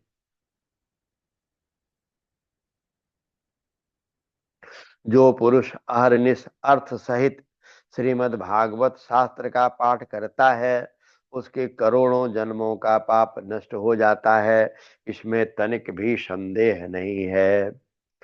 श्लोकार्धं श्लोकपादं वा पठेद भागवतं च यः नित्यं पुण्यमवाप्नोति राजसूयाश्वमेधयोः। जो पुरुष नित्य प्रति भागवत का आधा या चौथाई श्लोक भी पढ़ता है उसे राजसूय और अश्वमेघ यज्ञों का फल मिलता है। नित्य भागवत का पाठ करना, भगवान का चिंतन करना, तुलसी को सींचना और गौ की सेवा करना, ये चारों समान है। जो पुरुष इसे सोने के सिंहासन पर रखकर विष्णु भक्त को दान करता है वह अवश्य ही भगवान का सायुज्य प्राप्त करता है। जिस दुष्ट ने अपनी सारी आयु में चित्त को एकाग्र करके श्रीमद् भागवत कथामृत का थोड़ा सा भी रसास्वादन नहीं किया उसने तो अपना सारा जन्म चांडाल और गधे के समान व्यर्थ ही गवा दिया। वह तो अपने माता को प्रसव पीड़ा पहुंचाने के लिए ही उत्पन्न हुआ था। जिसने इस सुख शास्त्र के थोड़े से भी वचन नहीं सुने वह पापात्मा तो जीता हुआ ही मुर्दे के समान है। पृथ्वी के भार स्वरूप उस पशु तुल्य मनुष्य को धिक्कार है। ये स्वर्ग लोक में देवताओं में प्रधान इंद्रादि कहा करते हैं। संसार में श्रीमद् भागवत की कथा का मिलना अवश्य ही कठिन है। जब करोड़ों जन्मों का पुण्य होता है तभी इसकी प्राप्ति होती है। नारद जी, आप बड़े ही बुद्धिमान और योग निधि हैं। आप प्रयत्न पूर्वक कथा का श्रवण कीजिए। इसे सुनने के लिए दिनों का कोई नियम नहीं है, इसे तो सर्वदा ही सुनना अच्छा है। इसे सत्य भाषण और ब्रह्मचर्य पालन पूर्वक सर्वदा ही सुनना श्रेष्ठ माना गया है, किंतु कलयुग में ऐसा होना कठिन है। इसलिए इसकी सुखदेव जी ने जो विशेष विधि बताई है वह जान लेनी चाहिए। कल युग में बहुत दिनों तक चित्त की वृत्तियों को वश में रखना, नियमों में बंधे रहना, किसी पुण्य कार्य के लिए दीक्षित रहना कठिन है। इसलिए सप्ताह श्रवण की विधि है। श्रद्धा पूर्वक कभी भी श्रवण करने से अथवा माघ मास में श्रवण करने से जो फल होता है वही फल श्री सुखदेव जी ने सप्ताह श्रवण में निर्धारित किया है। मन के असंयम, रोगों की दुर्बलता, आयु की अल्पता के कारण तथा कलयुग में अनेक दोषों की संभावना से ही सप्ताह श्रवण का विधान किया गया है।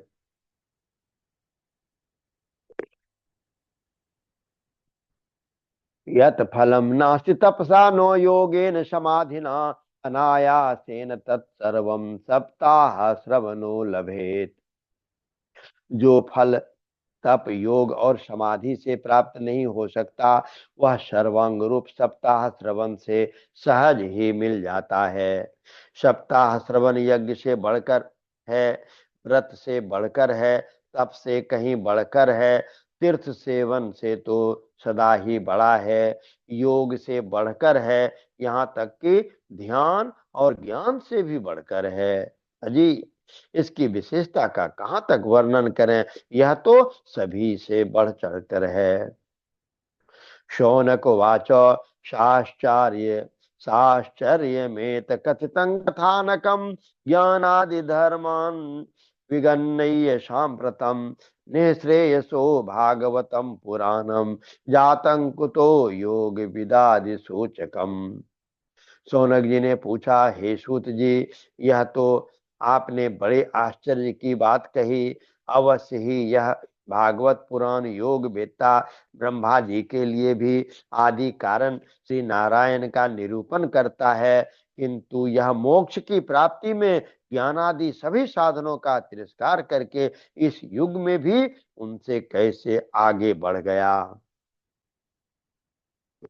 श्रुतुवाच यदा कृष्णो धरां त्यक्त्वा स्वपदं गन्तुमुद्यत एकादशं परिश्रुत्यापयुद्धवो वाक्यमब्रवीत्।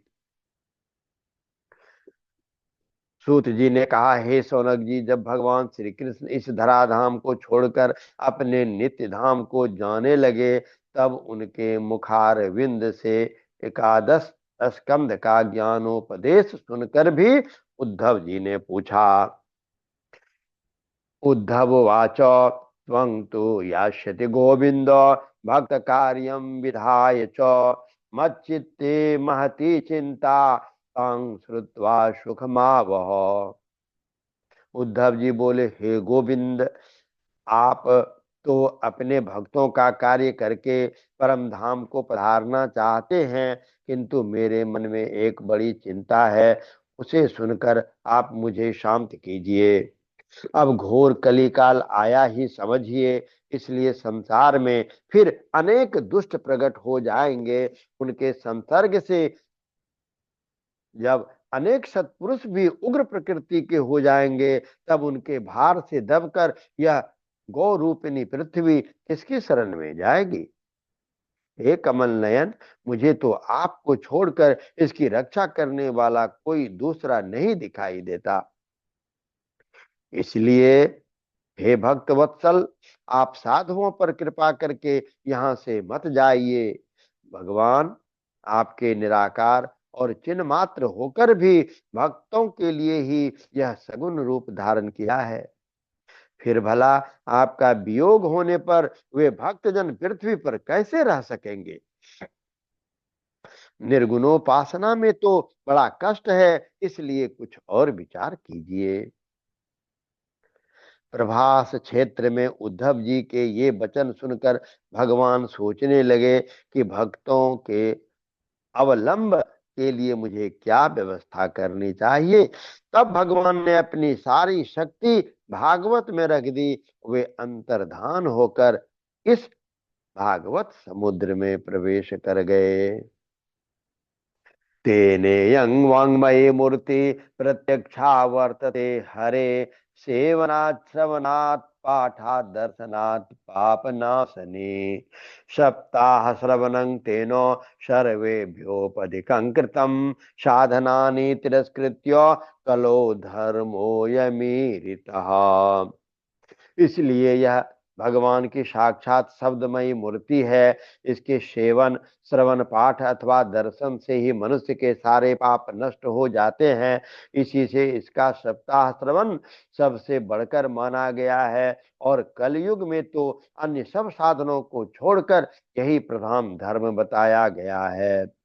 कली काल में यही ऐसा धर्म है जो दुख, दरिद्रता, दुर्भाग्य और पापों की सफाई कर देता है तथा काम, क्रोध आदि शत्रुओं पर विजय दिलाता है। अन्यथा भगवान की इस माया से पीछा छुड़ाना देवताओं के लिए भी कठिन है। मनुष्य तो इसे छोड़ ही कैसे सकते। अतः इसे छूटने के लिए ही सप्ताह श्रवण का विधान किया गया है। श्रुतवाच एवं नगाः श्रवणोरुधर्मे प्रकाश्यमाने ऋषिभिः सभायाम् आश्चर्यमेकं समभूतिदानीं तद्युच्यते शृणु शौनकं त्वम्। भक्ति सुतो तो तरुणो गृहीत्वा प्रेमैकरूपा सहसा विराशीत्। श्री कृष्ण गोविंद हरे मुरारे नाथेति नामानि मुहुर्वदन्ति।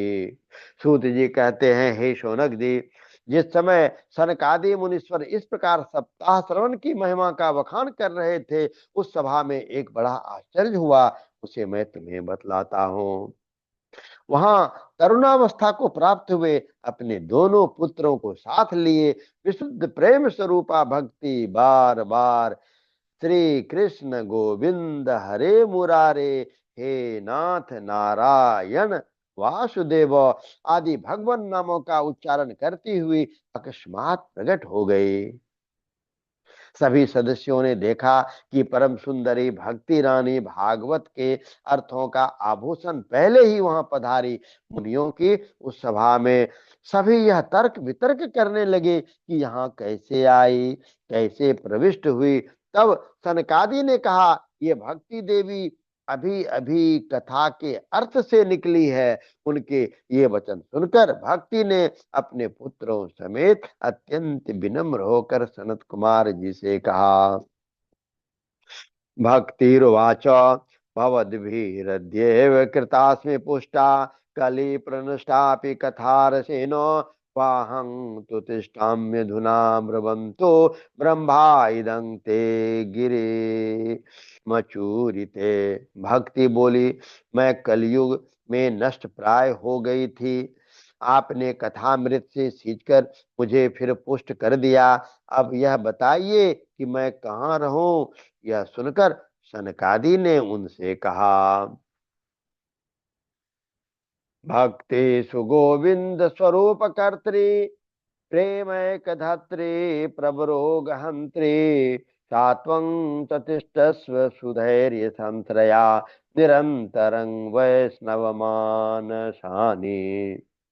तुम भक्तों के भगवान का तुम भक्तों को भगवान का स्वरूप प्रदान करने वाली और अनन्य प्रेम का संपादन करने वाले और संसार रोग को निर्मूल करने वाली हो। अतः तुम धैर्य धारण करके नित्य निरंतर विष्णु भक्तों के हृदय में ही निवास करो।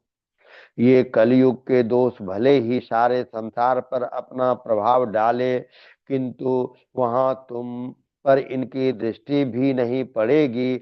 इस प्रकार उनकी आज्ञा पाते ही तुरंत भगवत भक्तों के हृदय में जा विराजे। सकल भुवन मध्य निर्धनास्ते धन्या निवसति हृदय ये शाम श्री हरिर्भक्तिरेका हरिरपि निज लोकम सर्वता तो विहाय प्रविशति हृदय तेषाम भक्ति सूत्रोपनद्ध। जिनके हृदय में एकमात्र श्री हरि की भक्ति निवास करती है, वे त्रिलोकी में अत्यंत निर्धन होने पर भी परम धन्य है, क्योंकि इस भक्ति की डोरी से बंधकर तो साक्षात भगवान भी अपना परम धाम छोड़कर उनके हृदय में आकर बस जाते हैं। भूलोक में यह भागवत साक्षात पर ब्रह्म का विग्रह है। हम इसकी महिमा का कहाँ तक वर्णन करें। इसका आश्रय लेकर इसे सुनाने से तो सुनने और सुनाने वाले दोनों को ही भगवान श्री कृष्ण की समता प्राप्त हो जाती है। अतः इसे छोड़कर अन्य धर्मों से क्या प्रयोजन है। श्री पद्म पुराणे उत्तरखंडे श्रीमद्भागवत महात्म्ये भक्ति कष्ट निवर्तनम नाम तृतीयोऽध्यायः। श्रीमन्नारायण नारायण नारायण श्रीमन्नारायण नारायण नारायण श्रीमन्नारायण नारायण नारायण श्रीमन्नारायण नारायण नारायण श्रीमन् नारायण नारायण नारायण श्रीमन् नारायण नारायण नारायण।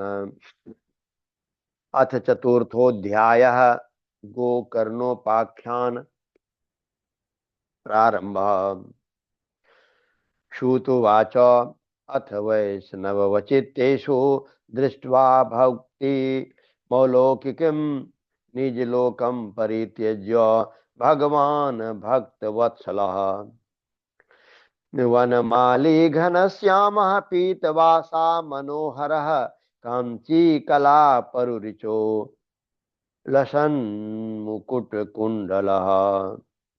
सूत जी कहते हैं, हे मुनिवर, उस समय अपने भक्तों के चित्त में अलौकिक भक्ति का प्रादुर्भाव हुआ देख भक्त वत्सल श्री भगवान अपना धाम छोड़कर वहां पधारे।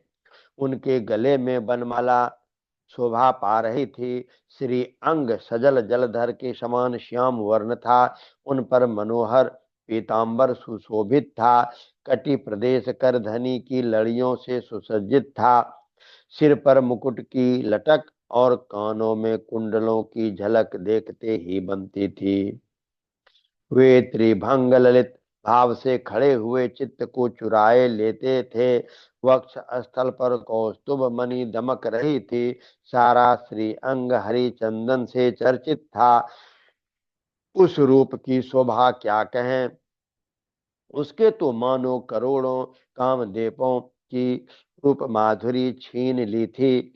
वे परम मानंद चिन्ह मूर्ति मधुराति मधुर मुरलीधर ऐसी अनुपम छवि से अपने भक्तों के निर्मल चित्तों में आविर्भूत हुए। भगवान के नित्य लोक निवासी लीला परिकर उद्भवादि वहां गुप्त रूप से उस कथा को सुनने के लिए आए हुए थे। तदा जय जयाराबो रस पुष्टिरलोक की चूर्ण प्रसन्न वृष्टि मुहु शंखरवोप्यभूत। प्रभु के प्रकट होते ही चारों ओर जय हो की ध्वनि होने लगी। उस समय भक्ति रस का अद्भुत प्रभाव चला। बार बार अबीर गुलाल और पुष्पों की वर्षा तथा शंख ध्वनि होने लगी। उस सभा में जो लोग बैठे थे उन्हें अपने देह गेह और आत्मा की भी कोई सुध न थी।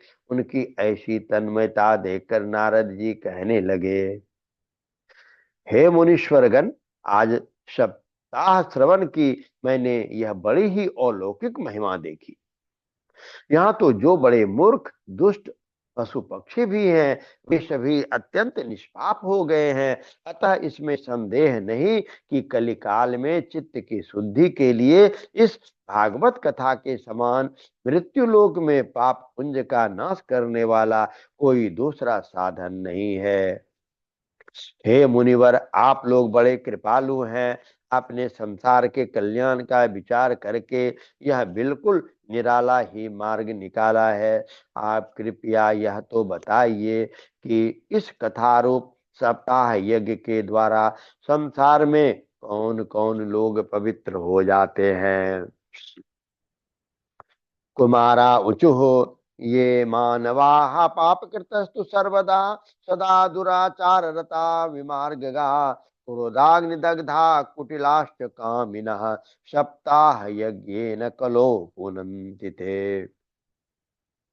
जो लोग सदा तरह तरह के पाप किया करते हैं निरंतर दुराचार में ही तत्पर रहते हैं और उल्टे मार्गों से चलते हैं तथा जो क्रोधाग्नि से जलते रहते हैं, कुटिल और काम परायण हैं, वे सभी इस कलयुग में सप्ताह यज्ञ से पवित्र हो जाते हैं।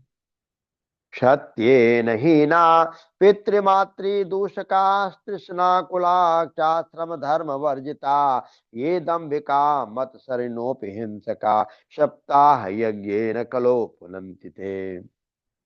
जो सत्य से च्युत, माता पिता की निंदा करने वाले, तृष्णा के मारे व्याकुल और धर्म आश्रम धर्म से रहित, दंभी दूसरों की उन्नति देखकर कूढ़ने वाले और दूसरों को दुख देने वाले हैं, वे भी कलयुग में सप्ताह यज्ञ से पवित्र हो जाते हैं। जो मदिरा पान, ब्रह्म हत्या, सुवर्ण की चोरी, गुरु स्त्री गमन और विश्वासघात, ये 5 महापाप करने वाले, छल छद्म परायण, क्रूर पिशाचों के समान निर्दयी, ब्राह्मणों के धन से पुष्ट होने वाले और व्यभिचारी हैं, वे भी कलयुग में सप्ताह यज्ञ से पवित्र हो जाते हैं। श्री कृष्ण गोविंद हरे मुरारे, हे नाथ नारायण वासुदेव। श्री कृष्ण गोविंद हरे मुरारे, हे नाथ नारायण वासुदेव। कायेन वाचा मनसापि पातकं नित्यं प्रकुर्वन्ति सठाहतेन ये परस्वपुष्टा मलिना दुराशया सप्ताह यज्ञेन कलो पुनन्ति ते। जो दुष्ट आग्रह पूर्वक सर्वथा मन वाणी या शरीर से पाप करते हैं, दूसरे के धन से ही पुष्ट होते हैं तथा मलिन मन और दुष्ट हृदय वाले हैं, वे भी कलयुग में सप्ताह यज्ञ से पवित्र हो जाते हैं।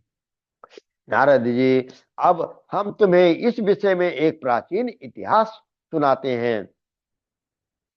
उसके सुनने से ही सब पाप नष्ट हो जाते हैं। तुंगभद्रा तटे पूर्वं भूत्सपत्तनमुत्तमं यत्र वर्णा सुधर्मेनो सत्य सत्कर्म तत्परा। पूर्व काल में तुंगभद्रा नदी के तट पर एक अनुपम नगर बसा हुआ था। वहां सभी वर्णों के लोग अपने अपने धर्मों का आचरण करते हुए सत्य और सत्कर्मों में तत्पर रहते थे। उस नगर में समस्त वेदों का विशेषज्ञ और स्रोत सामर्थ कुर्मों में निपुण एक आत्मदेव नामक ब्राह्मण रहता था। वह साक्षात दूसरे सूर्य के समान तेजस्वी था। वह धनी होने पर भी भिक्षाजीवी था। उसकी प्यारी पत्नी धुंधली, कुलीन और सुंदरी होने पर भी सदा अपनी बात पर अड़ जाने वाली थी। उसे लोगों की बात में उसे लोगों की बात करने में सुख मिलता था। स्वभाव था क्रूर, प्रायः कुछ न कुछ बकवाद करती रहती थी। गृह कार्य में निपुण थी, कृपण थी और थी झगड़ालू भी। इस प्रकार ब्राह्मण दंपत्ति प्रेम से अपने घर में रहते और विहार करते थे। उनके पास अर्थ और भोग विलास की सामग्री बहुत थी। घर द्वार भी सुंदर थे, परंतु उसमें उन्हें सुख नहीं था। जब अवस्था बहुत ढल गई, तब उन्होंने संतान के लिए तरह तरह के पुण्य कर्म आरंभ किए और वे दीन दुखियों को गौ, पृथ्वी, सुवर्ण और वस्त्रादि दान करने लगे। इस प्रकार धर्म मार्ग में उन्होंने अपना आधा धन समाप्त कर दिया, तो भी उन्हें पुत्र या पुत्री किसी का भी मुख देखने को नहीं मिला। इसलिए अब वह ब्राह्मण बहुत ही चिंतातुर रहने लगा। एकदा स्वद्विजे दुःखात् गृहं त्यक्त्वा वनं गतः मध्याह्ने तृषितो जातस्तडागं समुपेयिवान् कृत्वा जलं निषन्नास्तो प्रजा दुःखेन कर्षितः मुहूर्तादपि तत्रैव सन्यासी कश्चिदागतः। एक दिन वह ब्राह्मण देवता बहुत दुखी होकर घर से बन निकलकर वन को चल दिया। दोपहर के समय उसे प्यास लगी, इसलिए वह एक तालाब पर आया। संतान के अभाव के दुख के कारण उसके शरीर को बहुत सुखा दिया था, इसलिए थक जाने के कारण जल पीकर वह वहीं बैठ गया। 2 घड़ी बीतने पर वहां एक सन्यासी महात्मा आए। जब ब्राह्मण देवता ने देखा कि वे जल पी चुके हैं, तब वह उनके पास गया और चरणों में नमस्कार करने के बाद उनके सामने खड़े होकर लंबी लंबी सांसें लेने लगा। सन्यासी ने पूछा, कथं रोदसी विप्रत्वं काते चिंतावलीयसे वदत्वं शवत् सत्वरं मह्यम स्वस्य दुःखस्य कारणम। सन्यासी ने पूछा, हे ब्राह्मण देवता, रोते क्यों हो? ऐसी तुम्हें क्या भारी चिंता है? तुम जल्दी ही मुझे अपने दुख का कारण बताओ। ब्राह्मण ने कहा, महाराज, मैं अपने पूर्व जन्म के पापों से संचित दुख का क्या वर्णन करूं। अब मेरे पितर मेरे द्वारा दी हुई जलांजलि के जल को भी अपनी चिंता जनित सांस से कुछ गर्म करके पीते हैं। देवता और ब्राह्मण मेरा दिया हुआ प्रसन्न मन स्वीकार नहीं करते। संतान के लिए मैं इतना दुखी हो गया हूँ कि मुझे सब सूना ही सूना दिखाई देता है। मैं प्राण त्यागने के लिए यहाँ आया हूँ। संतानहीन जीवन को धिक्कार है, संतानहीन गृह को धिक्कार है, संतानहीन धन को धिक्कार है और संतानहीन कुल को धिक्कार है। मैं जिस गाय को पालन करता हूँ वह भी सर्वथा बांझ हो जाती है। जो पेड़ लगाता हूँ उस पर भी फल फूल नहीं लगते। मेरे घर में जो फल आता है वह भी बहुत जल्दी सड़ जाता है। जब मैं ऐसे अभागा और पुत्रहीन हूँ, तब फिर इस जीवन को ही रख कर मुझे क्या करना है? यों कहकर वह ब्राह्मण दुख से व्याकुल हो उन सन्यासी महात्मा के पास फूट फूट कर रोने लगा। तब उन यतिवर के हृदय में बड़ी करुणा उत्पन्न हुई। वे योगनिष्ठ थे। उन्होंने उसके ललाट की रेखाएं देखकर सारा वृतांत जान लिया। फिर उसे विस्तार पूर्वक कहने लगा। यतिरुवाच, मुंचा ज्ञानं प्रजारूपं बलिष्ठा कर्मणो गतिः विवेकं तु समासाद्य त्यज संसार वासनाम्। शृणु विप्रमया तेद्य प्रारब्धं तो विलोकितम् सप्त जन्मावधि तव पुत्रो नैव च नैव च। सन्यासी ने कहा, हे ब्राह्मण देवता, इस प्रजापति प्रजा प्राप्ति का मोह त्याग दो। कर्म की गति प्रबल है। विवेक का आश्रय लेकर संसार की वासना छोड़ दो। हे विप्रवर, सुनो, मैंने इस समय तुम्हारा प्रारब्ध देखकर निश्चय किया है कि 7 जन्म तक तुम्हारे कोई संतान किसी प्रकार नहीं हो सकते। पूर्व काल में राजा सगर एवं अंग को संतान के कारण दुख भोगना पड़ा था। ब्राह्मण, अब तुम कुटुंब की आशा छोड़ दो। संन्यास में ही सब प्रकार का सुख है। ब्राह्मण ने कहा, हे महात्मा जी, विवेक से मेरा क्या होगा? मुझे तो बल पूर्वक पुत्र दीजिए, नहीं तो मैं आपके सामने ही शोक मूर्छित होकर अपने प्राण त्यागता हूँ। जिसमें पुत्र स्त्री आदि का सुख नहीं है, ऐसा सन्यास तो मेरा सर्वथा नीरस ही है।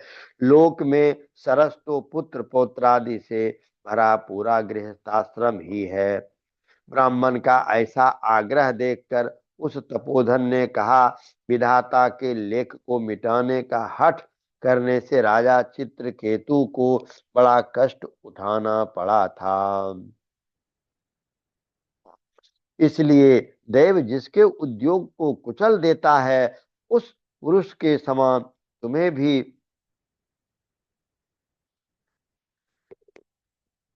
पुत्र से सुख नहीं मिल सकेगा। तुमने तो बड़ा हठ पकड़ रखा है और अर्थी के रूप में तो तुम मेरे सामने उपस्थित हो। ऐसी दशा में मैं तुम्हें क्या कहूं? जब महात्मा जी ने देखा कि यह किसी प्रकार अपना आग्रह नहीं छोड़ता, तब उन्होंने उसे एक फल देकर कहा, इसे तुम अपनी पत्नी को खिला देना, इसे तुम अपनी पत्नी को खिला देना, इससे उसके एक पुत्र होगा। तुम्हारी स्त्री को 1 साल तक सत्य, शौच, दया, दान और एक समय में ही अन्न खाने का नियम रखना चाहिए।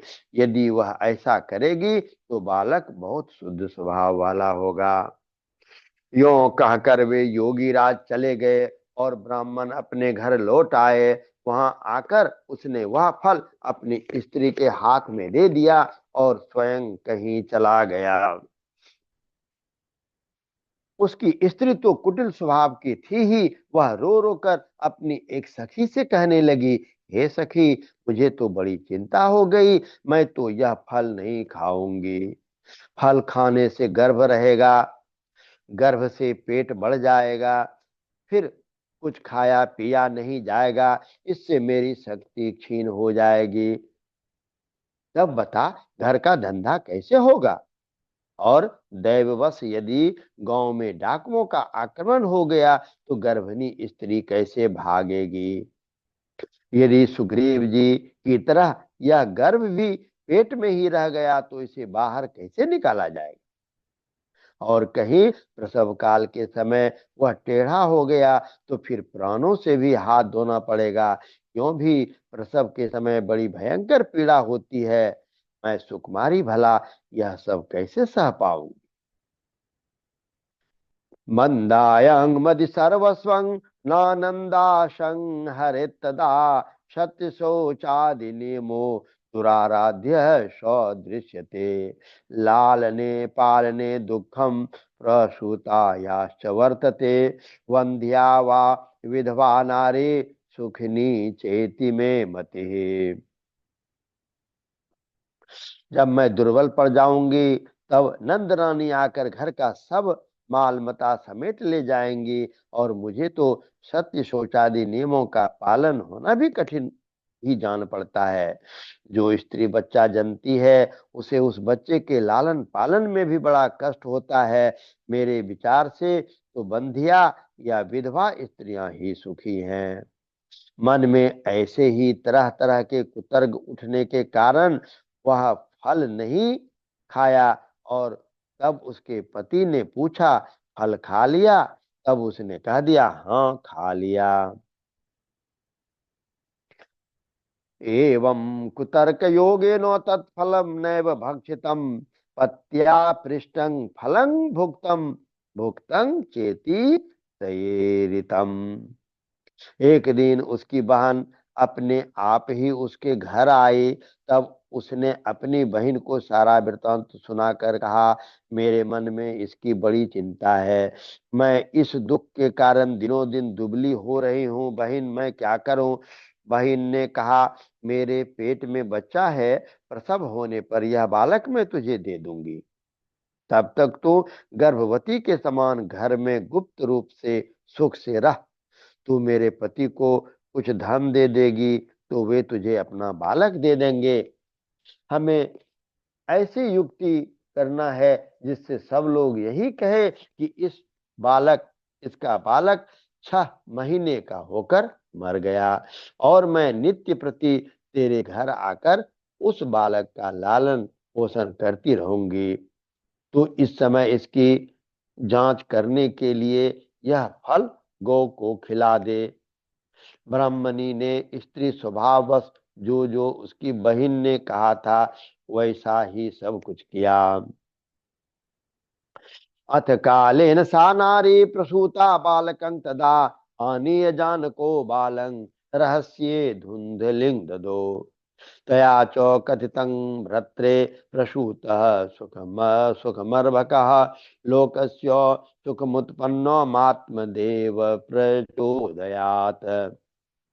इसके पश्चात समयानुसार जब उस स्त्री के पुत्र उत्पन्न हुआ तब उसके पिता ने चुपचाप लाकर उसे धुंधली को दे दिया और उसने आत्मदेव को सूचना दे दी कि मेरे सुख पूर्वक बालक हो गया है। इस प्रकार आत्मदेव के पुत्र हुआ, यह सुनकर सब लोगों में बड़ा आनंद हुआ। ब्राह्मणों ने उसका जात कर्म संसार करके ब्राह्मणों को दान दिया। उसके द्वार पर गाना बजाना और अनेक प्रकार के मांगलिक कृत्य होने लगे। धुंधली ने अपने पति से कहा, मेरे स्तनों में तो दूध ही नहीं है, फिर गौ आदि किसी अन्य जीव के दूध से मैं इस बालक का किस प्रकार पालन करूंगी। मेरी बहन के अभी बालक हुआ था, वह मर गया है, उसे बुलाकर अपने यहाँ रख लें तो वह अपने इस बच्चे का पालन पोषण कर लेगी। तब पुत्र की रक्षा के लिए आत्मदेव ने वैसा ही किया तथा माता धुंधली ने उस बालक का नाम धुंधुकारी रखा।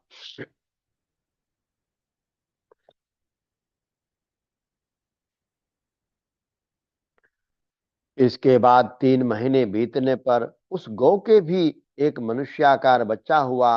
वह सर्वांग सुंदर, दिव्य, निर्मल तथा स्वर्ण किसी कांति वाला था। उसे देखकर ब्राह्मण देवता को बड़ा आनंद हुआ और उसने स्वयं ही उसके सब संस्कार किए। इस समाचार से और सब लोगों को भी बड़ा आश्चर्य हुआ और वे बालक को देखने के लिए आए तथा आपस में कहने लगे, देखो भाई, अब आत्मदेव का कैसा भाग्य उदय हुआ है। कैसे आश्चर्य की बात है कि गौ के भी ऐसे दिव्य रूप बालक उत्पन्न हुए हैं। दैव योग से इस गुप्त रहस्य का किसी को भी पता न लगा। आत्मदेव ने उस बालक के गौ के से कान देख करके उसका नाम गोकर्ण रखा। कियत कालेन तो जातो तरुणो तनया बुभो गोकर्ण पंडितो ज्ञानो धुंधुकारी महाखल। कुछ काल बीत जाने पर दोनों बालक जवान हुए। उसमें गोकर्ण तो बड़ा पंडित और ज्ञानी हुआ, किंतु धुंधुकारी बड़ा ही दुष्ट निकला।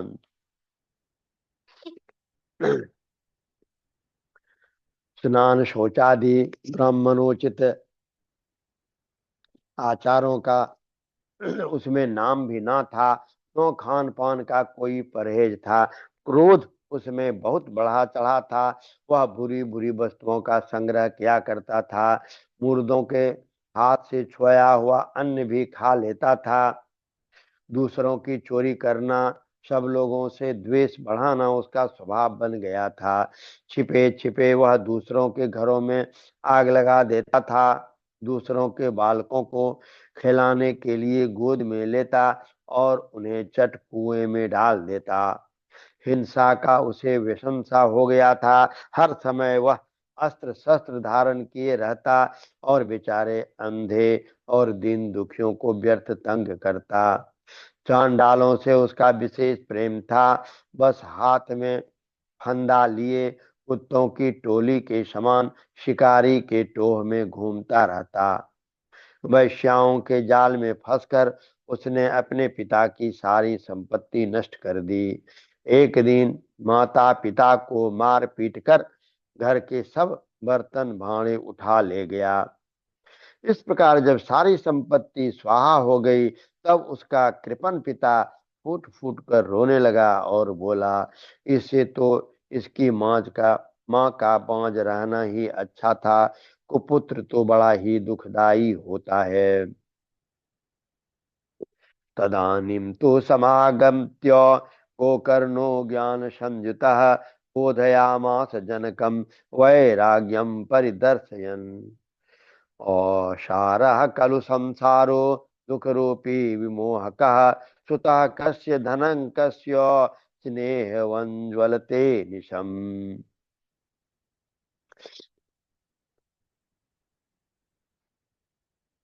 अब मैं कहाँ रहूं, कहाँ जाऊं, मेरे इस संकट को कौन काटेगा।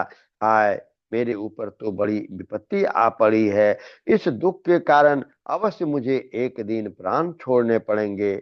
उसी समय परम ज्ञानी गोकर्ण जी वहां आए। उन्होंने पिता को वैराग्य का उपदेश करते हुए बहुत समझाया। वो बोले, पिताजी, यह संसार असार है, यह अत्यंत दुख रूप और मोह में डालने वाला है। पुत्र किसका, धन किसका, स्नेहवान पुरुष रात दिन दीपक के समान जलता रहता है। सुख ना तो इंद्र को है, ना चक्रवर्ती राजा को। सुख तो केवल विरक्त एकांत जीवी मुनि को। यह मेरा पुत्र है, इस अज्ञान को छोड़ दीजिए। मोह से नरक की प्राप्ति होती है, यह शरीर तो नष्ट होगा ही। इसलिए सब कुछ छोड़कर वन में चले जाइए। गोकर्ण के वचन सुनकर आत्मदेव वन में जाने के लिए तैयार हो गया और उनसे कहने लगा, बेटा, वन में रहकर मुझे क्या करना चाहिए, यह मुझे विस्तार पूर्वक कहो। मैं बड़ा मूर्ख हूँ। अब तक कर्मवश स्नेह पास में बंधा हुआ और पंग की भांति इस धर रूप अंधेरे कुएं में ही पड़ा रहा हूँ। तुम बड़े दयालु हो, इससे मेरा उद्धार करो। गोकर्ण ने कहा, गोकर्ण वाच, देहेस्ति देहेस्ति मांस रुधिरो विमतिं त्यजत्वं जाया श्रुतादिषु सदा ममतं विमुञ्चो पश्यन्निशां जगदिदं क्षणभंगनिष्ठं वैराग्यराग रसिको भव भक्तिनिष्ठ। गोकर्ण ने कहा, हे पिताजी, यह शरीर हड्डी मांस और रुधिर का पिंड है। इसे आप मैं मानना छोड़ दें और स्त्री पुत्रादि को अपना कभी न माने। इस संसार को रात दिन क्षण भंगुर देखें। इसकी किसी भी वस्तु को स्थायी समझकर उसमें राग न करें। बस एकमात्र वैराग्य रस के रसिक होकर भगवान की भक्ति में लगे रहें। भगवत जन ही सबसे बड़ा धर्म है, उनकी निरंतर उसी का आश्रय लिए रहें। अन्य सब प्रकार के लौकिक धर्मों से मुख मोड़ लें। सदा साधु जनों की सेवा करें। भोग की लालसा को पास न फटकने दें तथा जल्दी से जल्दी दूसरों के गुण दोषों का विचार करना छोड़कर एकमात्र भगवत सेवा और भगवान की कथाओं के रस का ही पान करें। इस प्रकार पुत्र की प्राप्ति वाणी से प्रभावित होकर आत्मदेव ने घर छोड़ दिया और वन की यात्रा की। यद्यपि उसकी आयु उस समय 60 वर्ष की हो चुकी थी, फिर भी बुद्धि में पूरी दृढ़ता थी। वहां दिन रात भगवान की सेवा पूजा करके और नियम पूर्वक भागवत के दशम स्कंद का पाठ करने से उन्हें भगवान श्री कृष्णचंद्र को प्राप्त कर लिया। श्रीमन्नारायण नारायण नारायण, श्रीमन्नारायण नारायण नारायण। श्री पद्म पुराणे उत्तरखंडे श्रीमद्भागवत महात्म्ये विप्र मोक्षो नाम चतुर्थोऽध्यायः। श्रीमन्नारायण नारायण नारायण,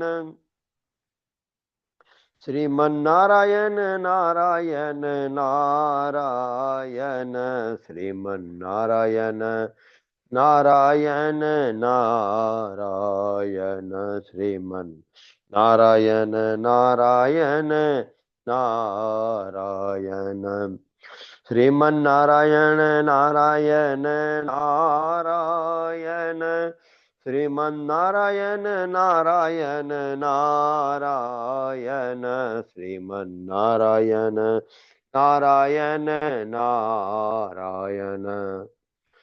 श्री कृष्ण गोविंद हरे मुरारे, हे नाथ नारायण वासुदेव। श्री कृष्ण गोविंद हरे मुरारे, हे नाथ नारायण वासुदेव।